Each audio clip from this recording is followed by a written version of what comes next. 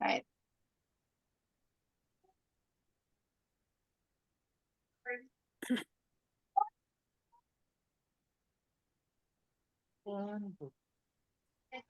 அனைவருக்கும் வணக்கம். இன்று எங்கள் சமூகத்திலே முக்கியமாக தாண்டவமாடும் ஒரு பெரிய ஒரு பொருள். இந்த பொருள் பலரையும் பாதிக்கின்றது. குடும்பங்களை பாதிக்கின்றது, சமூகத்தை பாதிக்கின்றது, எங்கள் குழந்தைகளை பாதிக்கின்றது. இது இந்த கோபம் என்பது அது என்ன? எங்கே இருந்து அது வருது? அது எப்படியான வேலையை செய்யுது? அந்த கோபத்தால நாங்கள் என்னென்னத்தை எல்லாம் இழக்கிறோம்? என்னென்னத்தை எல்லாம் சாதிக்கிறோம்? அ ஸ் சில சில சந்தர்ப்பங்கள்ல கோபத்தால சாதிக்கிறது அதிகமா இருக்குது. சில சந்தர்ப்பங்கள்ல கோபம் வந்து முழு குடும்பத்தையே அழிக்கிற ஒரு நிலையையும் ஏற்படுத்துகிறது. இன்றைக்கு நாங்கள் வசந்தத்திலே மதுவுக்கு அடிமையானவர்களுக்கான கவுன்சிலிங் செய்கிறோம். கோபத்தை தணிப்பதற்கான கவுன்சிலிங் செய்கின்றோம். மக்களை, குடும்பங்களை, குழந்தைகளை ஒரு நல்ல நிலையிலே வாழக்கூடிய ஒரு சூழலை ஏற்படுத்துவதற்கான ஒரு கவுன்சிலிங், ஆற்றுப்படுத்தல். அந்த ஆற்றுப்படுத்தல்களே மிக முக்கியமானது கோபங்களை கட்டுப்படுத்துதல் அல்லது கட்டுப்பாட்டுக்குள்ள வைத்திருத்தல். இது எங்களுக்கு தெரியும். இலக்கியங்கள்ல கூட இந்த கோபத்தாலே இப்ப கண்ணகி கூட மதுரை எரித்தாள்ண்டு வருது. வந்து எரிக்கேக்க சில ஆக்களை விட்டுட்டு மிச்சாக்களை எரியுங்கோன்னு சொல்லியிருக்கிறா. அப்ப இந்த கோபம் வந்து ஒரு குடும்பத்துக்குள்ள கோபம் இருந்தா அது அந்த குழந்தைகள், அந்த குடும்பத்தில் இருக்கிற எல்லாரையும் பாதிக்கிறத நாங்க பார்க்கிறோம். குறிப்பாக நாங்கள் இந்த கவுன்சிலிங் என்றது ஆற்றுப்படுத்தல் வேலை அதிகமாக, திறமாக, தரமாக வசந்தத்திலே இன்று நிகழ்ந்து கொண்டிருக்கின்றது. இந்த ஆற்றுப்படுத்தல் நிகழ்விலே நாங்கள் அவதானிப்பது என்னவென்றால், கோர்ட் நீதிமன்றத்துக்கு ஒரு குடும்ப வன்முறை சம்பந்தமாக கூடுதலாக ஆண்கள் செல்கிறார்கள். ஆனா பெண்களும் இன்று நாங்கள் சந்திக்கிறோம். இந்த கோபம், இந்த கோபத்தால தான் அந்த குடும்ப வன்முறையில வந்து பிரச்சனைகள் கூடிக்கொண்டு போவதை நாங்க பார்க்கின்றோம். நாங்கள் எல்லோருக்கும் நாங்கள் இது செய்த பிறகு, இந்த ஆற்றுப்படுத்தல் செய்த பிறகு, அந்த குடும்பங்கள் சேர்ந்து ஒன்று சேர்ந்து இருப்பார்கள் என்ற ஒரு நம்பிக்கை எங்களுக்கு. ஏனென்றால் அந்த ஆற்றுப்படுத்தல் மூலம் அவர்கள் குடியை விடுகின்றார்கள். அந்த குடியை விடுறதாலே, அதால அந்த பிள்ளைகள் அவர்களை அணுகுவதற்கோ அல்லது மனைவிமார் அணுகுவதற்கோ, இவர்கள் அவர்களை அணுகுவதற்கு உரிய வழி காட்டப்படுகின்றது. அதிலே அநேகமானவர்கள் 70-80 வீதமானவர்கள் இந்த குடியை முற்றாகவே விட்டு விடுகிறார்கள். ஆனால் அவர்கள் சொல்ற ஒரு பெரிய ஒரு பரிதாப நிலை என்னென்றால், தாங்கள் எல்லாம் விட்டு எல்லாத்தையும் கொடுத்து எல்லாம் செய்து போனாலும் தங்களுடைய வீட்டுக்காரர் தங்களை ஏற்றுக்கொள்கிறார்கள் இல்லை. அவர்கள் இன்னும் கோபமாக இருக்கிறார்கள். அப்ப இங்கேதான் அந்த குடும்ப பிரச்சனை வருகின்றது. என்னென்னா ஒருவர் வந்து ஒரு சரியான பிரச்சனைகளை குடி பிரச்சனைகளாலே அவர் உந்தப்பட்டு அவர் கோபமும் அவருக்கு இருந்திருக்கலாம். ஆனால் அவர் ஒரு நீண்ட 3 மாத காலம் மிக நீண்ட பயிற்சியை பெற்றுக்கொள்கிறார். அதுக்கு பிறகு அவர் அங்கால போய் மற்றவையோட குடும்பத்தோட சேர முடியாதவாறு கணக்க தடைகள் இருக்குது. ஏனென்றால் அந்த வீட்டில் இருக்கிற பிள்ளைகளோ, அந்த வீட்டில் இருக்கிற குடும்பத்தவரோ, மனைவிமாரோ அல்லது பெற்றோரோ அல்லது மாமன் மாமியோ யாரோ, அவர்கள் எந்த விதமான ஆலோசனைகளுக்கும் உட்படுவதில்லை. அந்த திட்டம் இந்த நாட்டு திட்டத்திலே காணப்படவில்லை. ஆகவே அந்த திட்டத்தை நாங்க எப்படி கொண்டு வரலாம் என்றது நாங்கள் சிந்திக்க வேண்டிய ஒரு விடயமாக இருக்கின்றது. இல்லாவிட்டால் இந்த குடும்பங்கள் தொடர்ச்சியாக பிளவுபட்ட குடும்பங்களாக இருக்கிறத நாங்க பார்க்கின்றோம். இந்த குழந்தைகளுக்கு அப்பா வேணும், குழந்தைகளுக்கு அம்மா வேணும். ஆனால் இந்த இரண்டையும் இணைத்து, இந்த அம்மாவையும் அப்பாவையும் இணைத்து குழந்தைகளையும் அப்பாவை விளங்கிக் கொள்ள வகையிலே அல்லது அம்மாவை விளங்கிக் கொள்ள வகையிலே அந்த பிள்ளைகளை இணைப்பது என்பது சாதாரணமாக சாத்தியப்படுவதில்லை. அவர்களும் அந்த ஒரு ஆற்றுப்படுத்தலுக்கு அவர்களும் போனால்தான் இந்த குடும்பங்கள் இணையும். இந்த கோபம் என்பது மிகுந்த ஒரு வலி மிகுந்த ஒரு விடயமாக இருக்கின்றது. இந்த வலியை நாங்கள் எவ்வாறு கையாளலாம், எவ்வாறு இதனை போக்கிக் கொள்ளலாம், எவ்வாறு ஒரு சுதந்திரமான சுகமான எல்லோரையும் அணைத்து அன்பாக இணைந்து போகக்கூடிய ஒரு குடும்பம் இயங்குவதற்கு இந்த கோபம் எவ்வளவு தூரத்துக்கு, இந்த கோபத்தை தணித்தல் எவ்வளவு தூரத்துக்கு நன்மை பயக்கும் என்பது பற்றியும் இன்று நாங்கள் பார்க்க போகின்றோம். ஜூட் அத்தனாசிரியார், அவர் உங்களுக்கு எல்லோருக்கும் தெரியும். அத்தனாசியார் என்று சொல்லிக்குள்ள யாழ்ப்பாணத்திலே இளவாலையிலே சில்லாலையிலே மிகுந்த ஒரு பெரிய ஒரு வைத்தியராக இருந்த ஒருவருடைய பேரன். அவர் எம்பிபிஎஸ் இந்தியாவிலே படித்தவர். அதற்கு பின்னர் இங்கு வந்து ஆற்றுப்படுத்தல் துறையிலே தன்னை வெகுவாக அவர் பல பாடங்களை எடுத்து, பல வகுப்புகளை எடுத்து, பல கான்ஃபரன்ஸுகளுக்கு போய் இன்று வந்து ஆற்றுப்படுத்தல், அவர் மதுவுக்கு அடிமையானவர்களுக்கு ஆற்றுப்படுத்தல் என்றால் அது ஜூட் என்ற அந்த ஒரு நிலை வந்துட்டது. அந்த நிலையில் அவர் இருக்கின்றார். அவரை நாங்கள் பயன்படுத்த வேண்டும். அத்துடன் எங்களிடம் வேறு ஆற்றுப்படுத்தல் செய்பவர்களும் இருக்கிறார்கள். எழில் என்பவர் இருக்கின்றார், ராஜினி இருக்கின்றார். ஏன்னா நாங்கள் பலவிதமான மனவடுக்களை சுமந்து வந்தவர்கள். அந்த வடுக்களை நாங்கள் போக்குவதற்கான வழிமுறைகளை அவர்கள் எல்லோரும் தருகிறார்கள். ஆகவே இன்று நாங்கள் ஜூட் வந்து ஆற்றுப்படுத்தலில், அதாவது மதுபோதைக்கு அடிமையானவர்களுக்கு உரிய ஆற்றுப்படுத்தலே திறமான ஒரு கவுன்சிலராக ஆற்றுப்படுத்தலாளராக இருக்கின்றார். இன்று நாங்கள் வசந்தத்திலே மதுவுக்கு அடிமையானவைக்கு ஆற்றுப்படுத்தல், கோபங்களை தணிப்பதற்கான ஆற்றுப்படுத்தல், அந்த 2 திட்டங்களையும் நாங்கள் வைத்திருக்கின்றோம். அதனை நீங்கள் பெற்று பயன்பெற வேண்டும். குடும்பங்கள் இணைந்து இயங்குவதற்கு அது மிக முக்கியம். குழந்தைகள் விடயங்களை விளங்குவதற்கு அது முக்கியம் என்பதை கூறிக்கொண்டு இப்பொழுது ஜூட் வந்து ஃப்ரெட் விக்டர் என்ற சென்டர்லே ஏர்லி இன்டர்வென்ஷன் ப்ரோக்ராம் என்றது, அதாவது ஒரு மனநோய் சடையா வந்துட்டுது எல்லாருக்கும், அவைகளுக்கு ஒரு சரியான ஒரு பிரச்சனை வந்துட்டுது என்றால் 15 வயதுக்கும் 35 வயதுக்கும் இடைப்பட்டவர்களுக்கு திடீரென்று அதுகள் தோன்றுவதை நாங்கள் காண்றோம். அதற்கு உள்ளானவர்களுக்கு ஜூட் வந்து ஆற்றுப்படுத்தலை செய்கின்றார். வசந்த முளவள துணை நிலையத்திலே கோபங்களை ஆற்றுப்படுத்தல், மதுவுக்கு அடிமையானவர்களுக்கான ஆற்றுப்படுத்தல் என்ற 2 விடயங்களையும் செய்து கொண்டிருக்கின்றார். அவர் ஒர்க் ஷாப்புகள், நிறைய கான்ஃபரன்ஸ் அப்படியெல்லாம் இப்போ செய்ய தொடங்கிவிட்டார். அவர் உங்களுக்கு கிடைத்த ஒரு வரப்பிரசாதம். அவருடன் நீங்கள் இன்றைய கலந்துரையாடலை செய்வதையிட்டு நான் மகிழ்ச்சி அடைகின்றேன். நன்றி ஜூட். இப்பொழுது உங்கள் தளம். அனைவருக்கும் வணக்கம். வசந்தம் எங்களுக்கு தாய் வீடு. எங்கள் பலரை இந்த உலகத்துக்கு வெளிச்சம் போட்டு காட்டியது முனைவர் பார்வதி கந்தசாமி அவர்கள். அவருக்கும் வசந்தத்துக்கும் நாங்கள் எப்போதும் நன்றி கடன் பட்டவர்கள். இப்போ நாங்கள் இந்த கோபத்தை மேலாண்மை செய்கிறது அப்படின்னு சொல்லி பார்க்க முதல் இந்த கோபம் எங்களுக்கு பல இடங்கள்ல இருந்து வரும். இப்போ சில வழியில் அது ஒரு நகைச்சுவைக்கு உரிய இடமா கூட இருக்கலாம். இப்போ ஒருத்தர் வந்து சொன்னார், இந்த மாதிரி என்னுடைய அப்பாவுக்கு தான் ஒரு பெரிய சிவகுமாரன் நினைப்பு அப்படின்னு சொல்லி சொன்னார். அப்போ தகப்பன் சொன்னார், சீச்சி என்ற பேரை சிவகுமார் இப்படி சொல்லி திரிகிறான்னு சொல்லி. அப்போ சிவகுமார் என்றவர் சிவகுமார் மாதிரி நினைக்கிறது சில பேருக்கு கொஞ்சம் சங்கடமாக இருக்கும். அப்போ இது போல் வாணி ஜெயராம் என்ற ஒரு பிரபல பின்னணி பாடகரை நீங்கள் கேள்விப்பட்டிருப்பீர்கள்.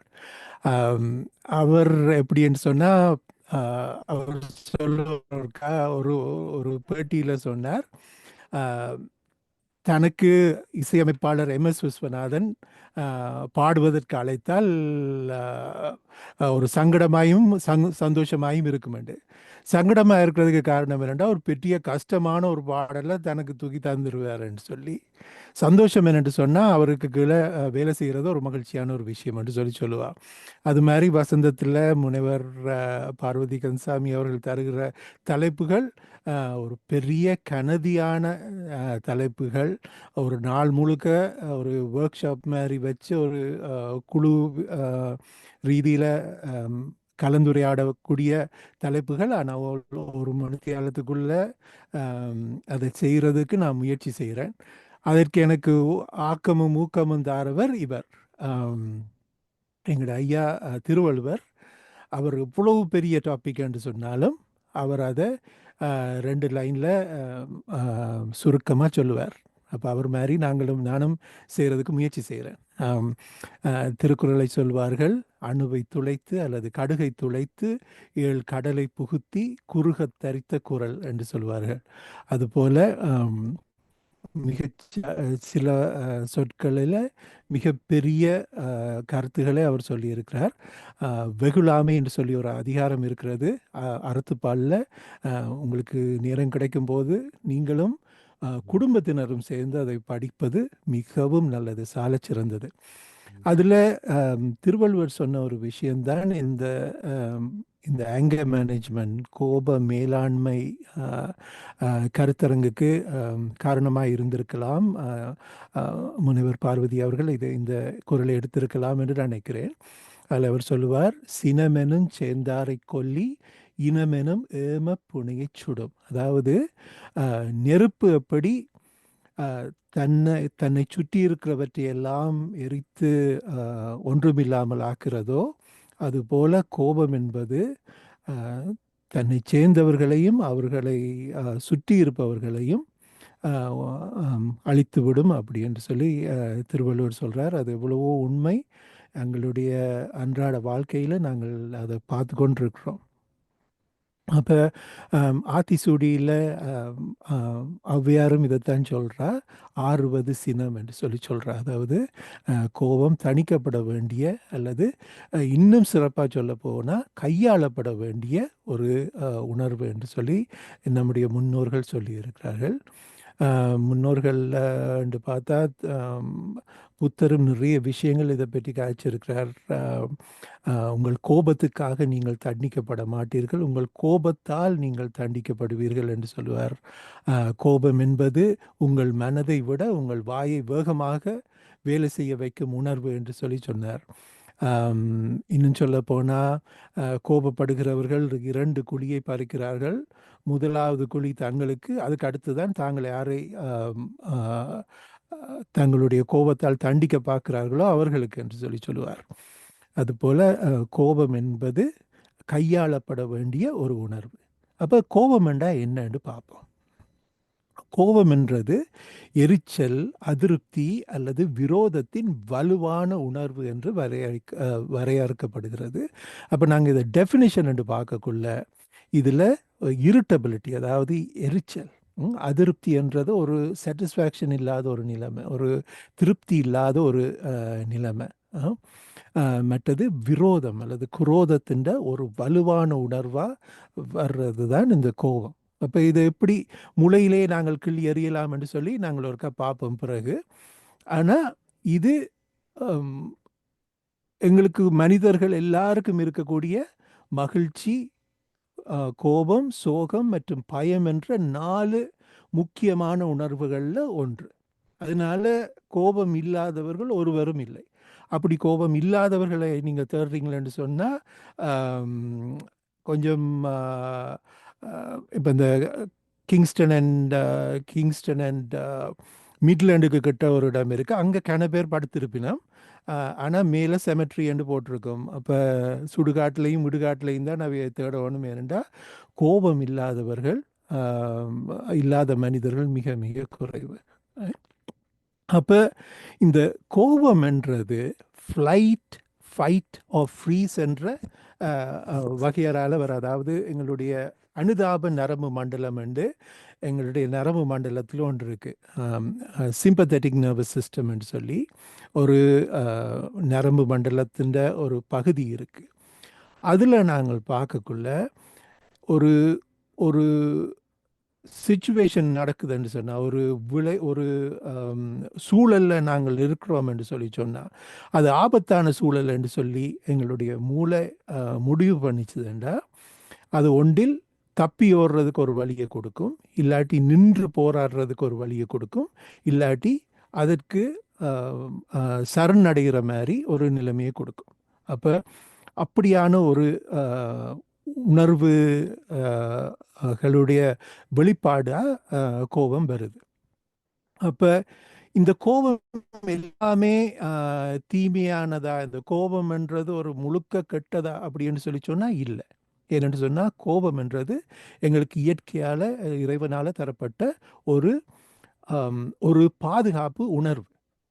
அப்போ இந்த உணர்வை என்ன செய்யும் என்று சொன்னால், ஒரு உதாரணத்துக்கு எங்களுடைய முன்னோர்களை நாங்கள் எடுத்துக்கொண்டோம் என்று சொன்னால், அவர்கள் வேட்டையாடி ஒரு விலங்கை கொண்டு வருகினோம் என்று சொல்லி வச்சுக்கொள்வோம். அப்போ அப்படி அவர் வேட்டையாடி விலங்கை கொண்டு வரும்போது இன்னொருதை தட்டி பறிக்கிறார் என்று சொல்லி சொன்னால், அதை பாதுகாத்து கொள்றதுக்கு இருக்கிற ஒரு இயற்கையான ஒரு கொடை தான் அந்த கோபம்ன்றது. இல்லாட்டி உங்களுடைய குழந்தையை நீங்கள் கூட்டிக் கொண்டு போகிறீங்கள், அந்த நேரத்தில் ஒரு தடவை அந்த குழந்தைக்கு தீமை செய்ய பார்க்குறாருன்னு சொல்லி சொன்னால், உங்களுக்கு ஒரு அந்த கோபம் வராட்டி அதை எதிர்த்து போராடுற வல்லமையும் வலுவும் உங்களுக்கு இல்லாமல் போயிடும். அப்போ கோபம்ன்றது ஒரு வரம். அந்த கோபம்ன்றது தேவைக்காக கொடுக்கப்பட்ட ஒரு வரம். ஆகவே அதை சரியாக பயன்படுத்தினோம்னு சொன்னால் மிகச்சிறந்த பலன்களை அது தரும். அப்போ கோபம்ன்றது இப்படிப்பட்ட ஒரு உணர்ச்சிகளுடைய கூட்டத்தில் உண்டு. இப்போ நீங்கள் பார்த்தீங்கன்னா இதில் ஒரு 20-25 உணர்வுகள் இருக்குது. இன்னும் கூர்ந்து கவனித்தோம்னு சொன்னால் நூற்றுக்கணக்கான உணர்வுகள் எங்களுக்கு இருக்குது. அப்போ அந்த உணர்வுகளில் ஒன்று தான் கோபம். ஆனால் அதில் இந்த 4 அடிப்படை உணர்வுகளில் இது மிகவும் முக்கியமானது. அப்போ நாங்கள் கோபப்படும் போது என்ன நடக்குது? அப்போ நமது அனுதாப நரம்பு மண்டலம்ன்றது, அதாவது சிம்பத்தட்டிக் நர்வஸ் சிஸ்டம் என்று நாங்கள் சொல்கிற அந்த நரம்பு மண்டலத்தில் ஒரு முக்கியமான ஒரு பகுதி சுறுசுறுப்பாகுது. அப்போ சுறுசுறுப்பாகும் போது என்ன நடக்குதுன்னு சொன்னால், ஆபத்து வந்துட்டுது, பிரச்சனை வந்துட்டுதுன்னு சொல்லி அது உணருது. அப்போ அந்த உணரும் போது என்ன நடக்குதுன்னு சொன்னால், எங்களுடைய அட்ரீனல் கிளான்ஸ் என்று சொல்லி சொல்கிறோம் இல்லையா? அப்போ அந்த அட்ரீனல் சுரப்பு, அதாவது கிட்னிக்கு மேலே இருக்கிற அந்த அந்த சிறுநீரகத்துக்கு மேலே இருக்கிற இந்த சுரப்பிகள் அட்ரினலின் என்ற ஒரு சுரப்பு சுரக்குது, கார்டிசால் என்ற சுரப்பு சுரக்குது, ஸ்ட்ரெஸ்ஸை கூட்டுது. அப்போ இரத்த துடிப்பு கூடுது. அப்போ இந்த இரத்த துடிப்பு, இதய துடிப்பு கூடுது, இரத்த அழுத்தம் கூடுது, சுவாசம் வேக வேகமாக நாங்கள் சுவாசிக்க துவங்குறோம். அப்போ உடம்புண்ட வெப்பநிலை கூடுது, வேர்க்க துவங்குது. இதுகள் எல்லாம் எங்களை சண்டைக்கு தயார்படுத்துகிற ஒரு நிலைமைக்கு நாங்கள் செல்கிறோம். ஆனால் இதில் உள்ள சோகமான உண்மை என்னென்னு சொன்னால், இந்த சண்டைக்கு நாங்கள் தயார்படுத்தப்பட்டாலும் எங்களுக்கு முன்னால் நிற்கிறது எங்களுக்கு மிகவும் அன்புக்குரியவர்களாக இருக்கக்கூடும். அப்போ அவர்களை நாங்கள் எதிரிகளாக பார்க்கக்கூடிய அந்த கொடுமை நடக்குது. அந்த கெடு வாய்ப்பு, இந்த கோபத்தை நாங்கள் சரியாக மேற்கொள்ளாவிட்டால், அதை மேலாண்மை செய்யாவிட்டால் அந்த கெடு வாய்ப்பு எங்களுக்கு ஏற்படுகிறது. அப்போ இப்போ நாங்கள் இந்த படத்தை பார்ப்போம். ஆணும் பெண்ணும் சரி என்றதால் அவர் 2 பேர்கிட்ட கோபம் போட்டிருக்கேன். இப்போ ஒரு கோபம் பெறக்குள்ள என்ன நடக்குதுன்னு பாருங்க. அப்போ இந்த முகம் சுருங்குது, கண்கள் சுருங்கி, அதாவது ஒரு நேராக ஃபோக்கஸ் பண்ணுறதுக்கு முயற்சி செய்யுது. அதாவது எதிரி முன்னால் நிற்கிறார், அவரை போய் தாக்க வேண்டும் பண்ணுறதுக்கு உடம்பு தயாராகுது. அப்போ கண்கள் சுருக்குது, நெத்தி சுருங்கி நேராக பார்க்குது, கண்களில் ஒரு ஒரு கோபமும் வெறுப்பும் தெரியுது, வாய் காயுது. முகம் முகம் சிவப்படையுது. என்ன காரணம்? இரத்த ஓட்டம் கூடுது உடம்புக்கு. அதாவது இந்த சண்டைக்கு அவர் தயாராகிறார். அப்போ கை கால்கள் எல்லாம் புட்டைக்குது, நடுக்கம் மாதிரி வருது, கையெல்லாம் ஒரு இந்த முஷ்டியை மடக்குற மாதிரி ஒரு நிலைமை ஒன்று வருது. இதயம் வேக வேகமாக அடிக்குது. வயிற்றுல பசி இல்லை, போய் சண்டை பிடின்ற மாதிரி ஒரு நிலைமைக்கு உடம்பு வருது. வேக வேகமாக நாங்கள் மூச்செடுக்கிறோம். ஆம், ஆம், எங்களுடைய வியர்வை அதிகமாக வருது. எங்களால் நேராக நிற்க முடியறதில்ல. ஒரு மாதிரியான பதட்டம் ஏறிக்கொள்ளுது. அப்போ இதுதான் இந்த கோபம் வரும்போது இந்த சிம்பத்தட்டிக் நர்வஸ் சிஸ்டம் பண்ணுற கூத்து. எங்களை ஒரு போருக்கு தயாராக்குது. ஆனால் உண்மையான எதிரி எங்களுக்கு முன்னாலே இல்லை. எங்களுடைய உறவினரோ, எங்களுடைய நண்பர்களோ, எங்களுடைய பிள்ளைகளோ சொன்ன ஏதோ ஒரு விஷயம் எங்களை தாக்கிட்டுது. அது எதிர் எதிராளியை பார்க்குற மாதிரி எங்களை பார்க்க வைக்குது. உங்களுக்கு இந்த நீங்கள் ஷேர் பண்றது ஒன்றும் தெரியல. ஒன்றும் ஷேர் பண்ண இல்லையா? அவற்ற படம் தான் இருக்குது தனியா. இப்ப அவர் பேசிக்கல சொன்ன ஓ, ஷேர் பண்ணுறேன். இருங்க. அப்படியா? உங்களோட ஷேரிங் செய்ய இல்லை நீங்க? தெரியலையா? இப்போ தெரியுதா? இல்ல வர இல்லை. ஓகே, ஒரு நிமிஷம். இது மிக மிக முக்கியம். ஆரம்பத்துல தெரிஞ்சது. ஓ,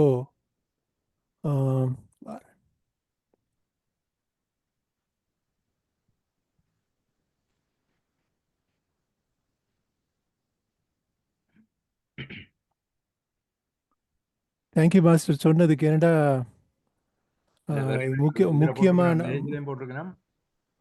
முக்கியமான ஸ்லைட்ஸ் இதெல்லாம். ஸோ வரேன். முதல்ல வந்தது நீங்க பேசுறதுங்க அப்படியே எடுத்துட்டு. அப்படியா? நான் நினைக்கிறேன் உங்களோட இது வந்து ஹைலைட் பண்ணி உங்களோட இதுதான் இப்ப நிக்குது. ஓகே, அது பின்னுக்கு போயிடும்.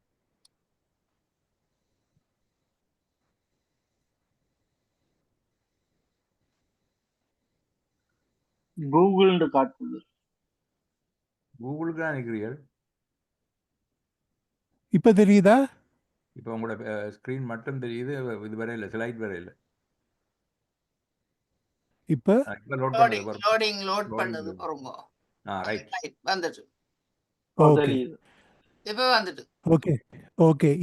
இந்த ஸ்லைட் தெரியுதா உங்களுக்கு? ஆம்.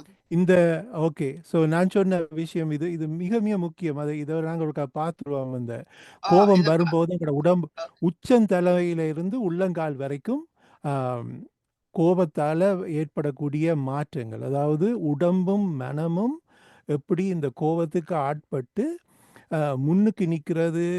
மனைவியாக இருக்கலாம், கணவனாக இருக்கலாம், பிள்ளைகளாக இருக்கலாம், நண்பர்களாக இருக்கலாம்.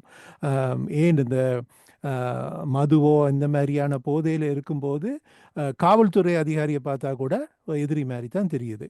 அப்போ இந்த கண்கள் சுருங்குது, முகத்தில் இரத்த ஓட்டம் கூடி முகம் சிவக்குது, வாயெல்லாம் காயுது, கைகள் நடுங்குது, முஷ்டி இறுக்கி சண்டைக்கு தயாராகிறார்கள். மசில்ஸ், அதாவது தசைகள் எல்லாம் முறுக்கேறுது. உங்களுடைய நுரையீரல் வேக வேகமாக மூச்செடுக்கிறதால அதாவது உங்களால் பெரிதா உங்களுக்கு யோசிக்க கூட முடியாமல் இருக்கும். இதயம் வேகமாக அடிக்குது, இரத்த ஓட்டம்,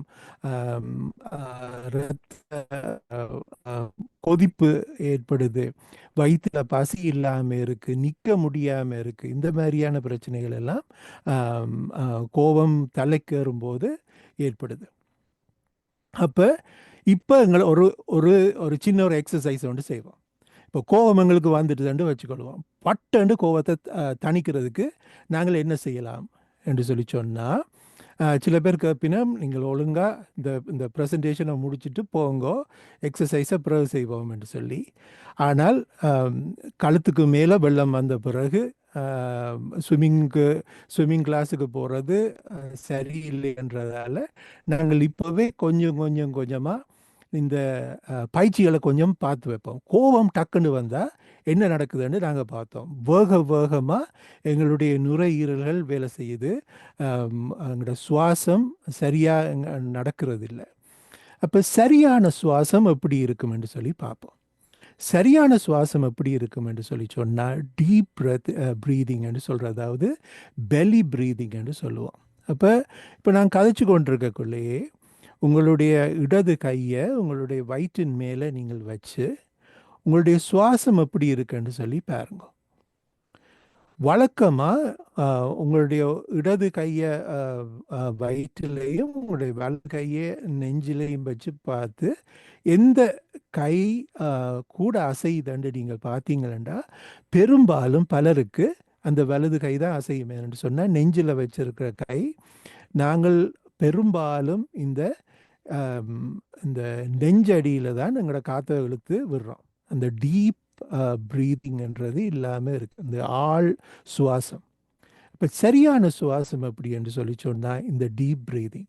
நாங்கள் இழுக்கிற சுவாசம் எங்களுடைய வயிற்றுக்குள்ளேயும் போய் நெஞ்சு கூட்டை தாண்டி வயிற்றுக்குள்ளேயும் போய் அங்கே இருக்கிற அந்த மென்சவ், ஒரு டயஃப்ரம் என்ற அந்த மென்சவ் அசைந்து கொடுத்தா தான் அந்த சுவாசம் சரியாக நடந்துதான் இருக்கும். அப்போ 1 2 3 4 5 எண்ணிக்கொண்டு மூச்சை உள்ளெழுத்து 1 2 3 4 5 2வது எண்ணிக்கொண்டு மூச்சை வெளியேற்றணும். அந்த மூச்சு காற்றை வெளியேற்றி நாங்கள் கொஞ்சம் ப்ரீத் பண்ணி பார்ப்போம். ஏன்னு சொன்னால் நாங்கள் முதல் பார்த்தோம் இந்த அனுதாப நரம்பு மண்டலம். இந்த நரம்பு மண்டலத்தின் ஒரு பகுதியாக இந்த சிம்பத்தட்டிக் நர்வஸ் சிஸ்டம் ஒன்று இருக்குது. அதுதான் ஆபத்தை பார்த்துட்டு வேகமாக இந்த மூச்சு விட வைக்குது, ஒரு ஆபத்து வந்துட்டுது என்று சொல்லி இதய துடிப்பை கூட்டுது. இப்போ அதுக்கு போட்டியாக இன்னொரு நரம்பு மண்டலத்தில் ஒரு பகுதி இருக்குது, அதை சொல்கிறது பாராசிம்பத்தட்டிக் நர்வஸ் சிஸ்டம். அதை நாங்கள் எங்களோட ஃப்ரெண்ட் ஆக்கினோம் என்று சொன்னால் இந்த கோபத்தையும் இந்த மாதிரியான உணர்வுகளையும் அது குறைக்கும். அப்போ இந்த இதய துடிப்பை குறைக்கும், மூச்சு வேகமாக மூச்சு விடுறதை குறைக்கும். அப்படி என்னும் போது உடம்பு விளங்கி கொள்ளும், ஓஹோ ஆபத்து நீங்கிட்டுது, எங்களுக்கு முன்னால் நிற்கிறது எதிரி இல்லை என்ற ஒரு எண்ணத்துக்கு உடம்பு மனமும் வந்து சேரும். இந்த ஸ்லைட்ஸ் தெரியுதோ எல்லாருக்கும்? ஓகேயோ? ஓகே, மகிழ்ச்சி.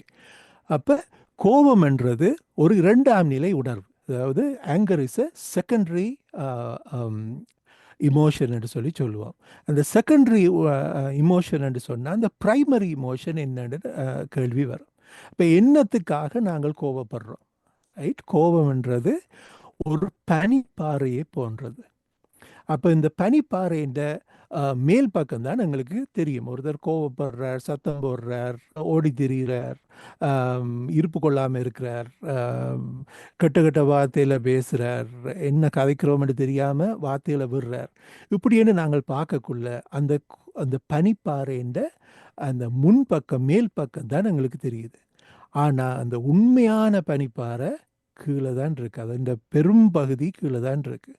உங்களுக்கு தெரியும், டைட்டானிக் என்ற கப்பல் பனிப்பாறை ஒன்றில் மோதி அந்த மிகப்பெரிய மிகவும் சிறப்பாக கட்டமைக்கப்பட்ட அந்த கப்பல் கவுந்தது.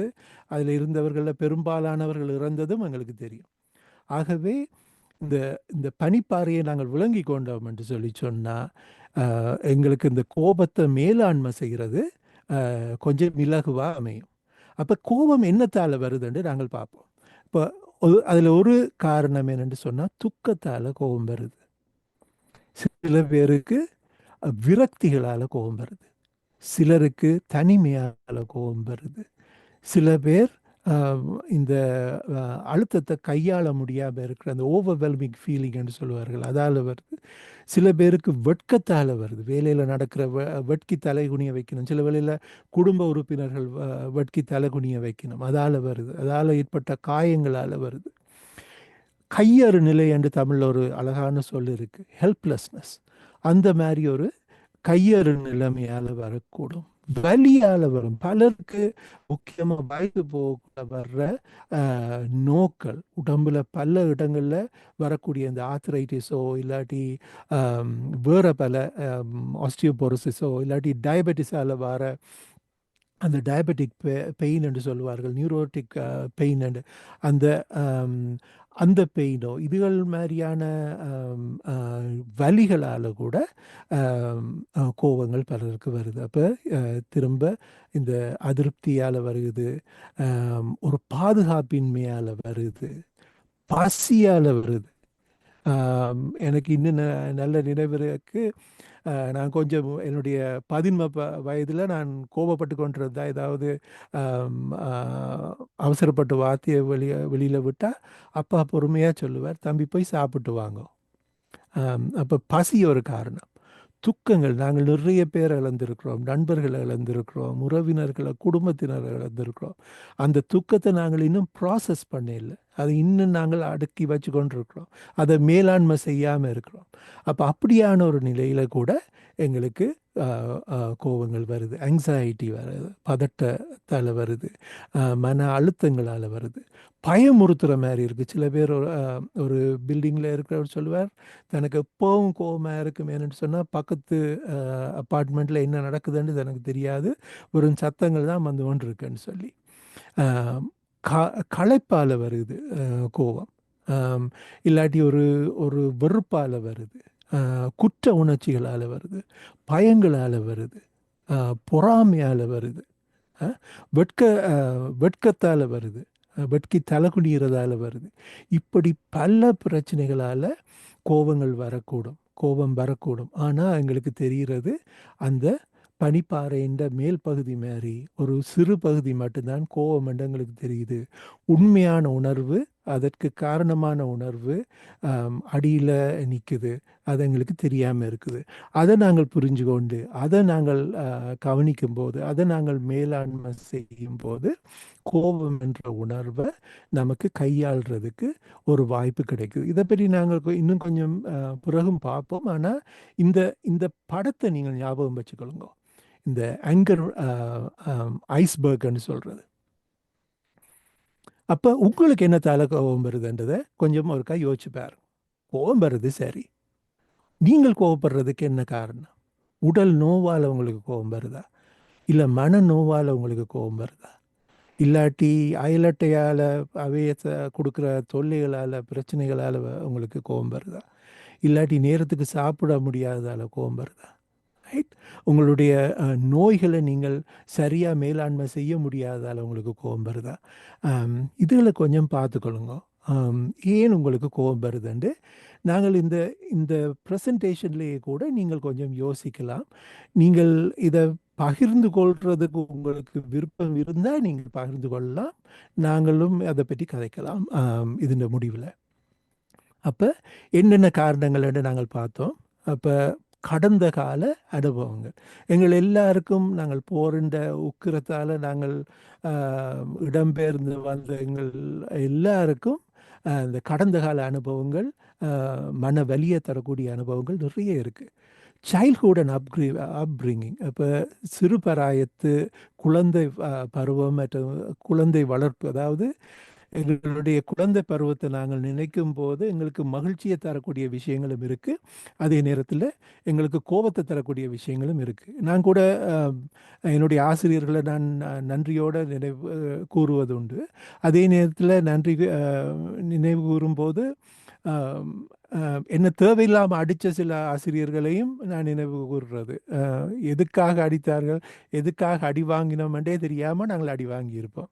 அந்த மாதிரியான விஷயங்கள் வீட்டிலே அம்மா அப்பா அந்த சண்டைக்குள்ளே வளர்கிற பிள்ளைகள், ஆம், ஆம், அவர்களுடைய கோபத்தை அவர்களால் வெளிக்காட்ட முடியாது. ஏன்னு சொன்னால் வெளியில் சொன்னால் அம்மா அப்பா போட்டு சாத்தி விட்டுவிடுவினோம். அப்போ அதை அடக்கி அடக்கி அடக்கி இருந்த அந்த அந்த அந்த கோபங்கள் இன்னும் ப்ராசஸ் செய்யப்படாமல், அதாவது இன்னும் கவனிக்கப்படாமல் எங்களுக்குள்ள இன்னும் இருந்து கொண்டிருக்கு. அந்த கோபங்கள் சில வேளையில் சந்தர்ப்பம் கிடைக்கும் போது, அப்படி ஒரு வாய்ப்பு கிடைச்ச உடனே டக்குன்னு வெளியில் வருது.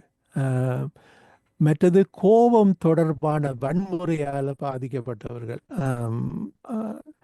அதாவது பாதுகாப்பு படைகளாலேயோ இல்லாட்டி வேறு குழுக்களாலேயோ அடிக்கப்பட்டவர்கள், பாதிக்கப்பட்டவர்கள், துன்புறுத்தப்பட்டவர்கள், இவர்களுக்கு கோபம் இன்னும் இருக்குது. அதாவது இந்த ஆங்கர் மேனேஜ்மெண்ட் கவுன்சிலிங் செய்யும் போதோ இல்லாட்டி அடிக்ஷன் குரூப்ஸில் நான் அவர்களை தனிப்பட்ட முறையில் சந்தித்து பேசும்போதோ அவர்கள் சொல்கிற விஷயம், அந்த கோபத்தை தாங்கள் மறக்கிறதுக்காகத்தான் குடிக்கிறோம், அதில் இந்த கோபத்தை மறக்கிறதுக்காகத்தான் தாங்கள் இந்த மாதிரி ட்ரக்ஸை பாவிக்கிறோம் என்று சொல்லுவார்கள்.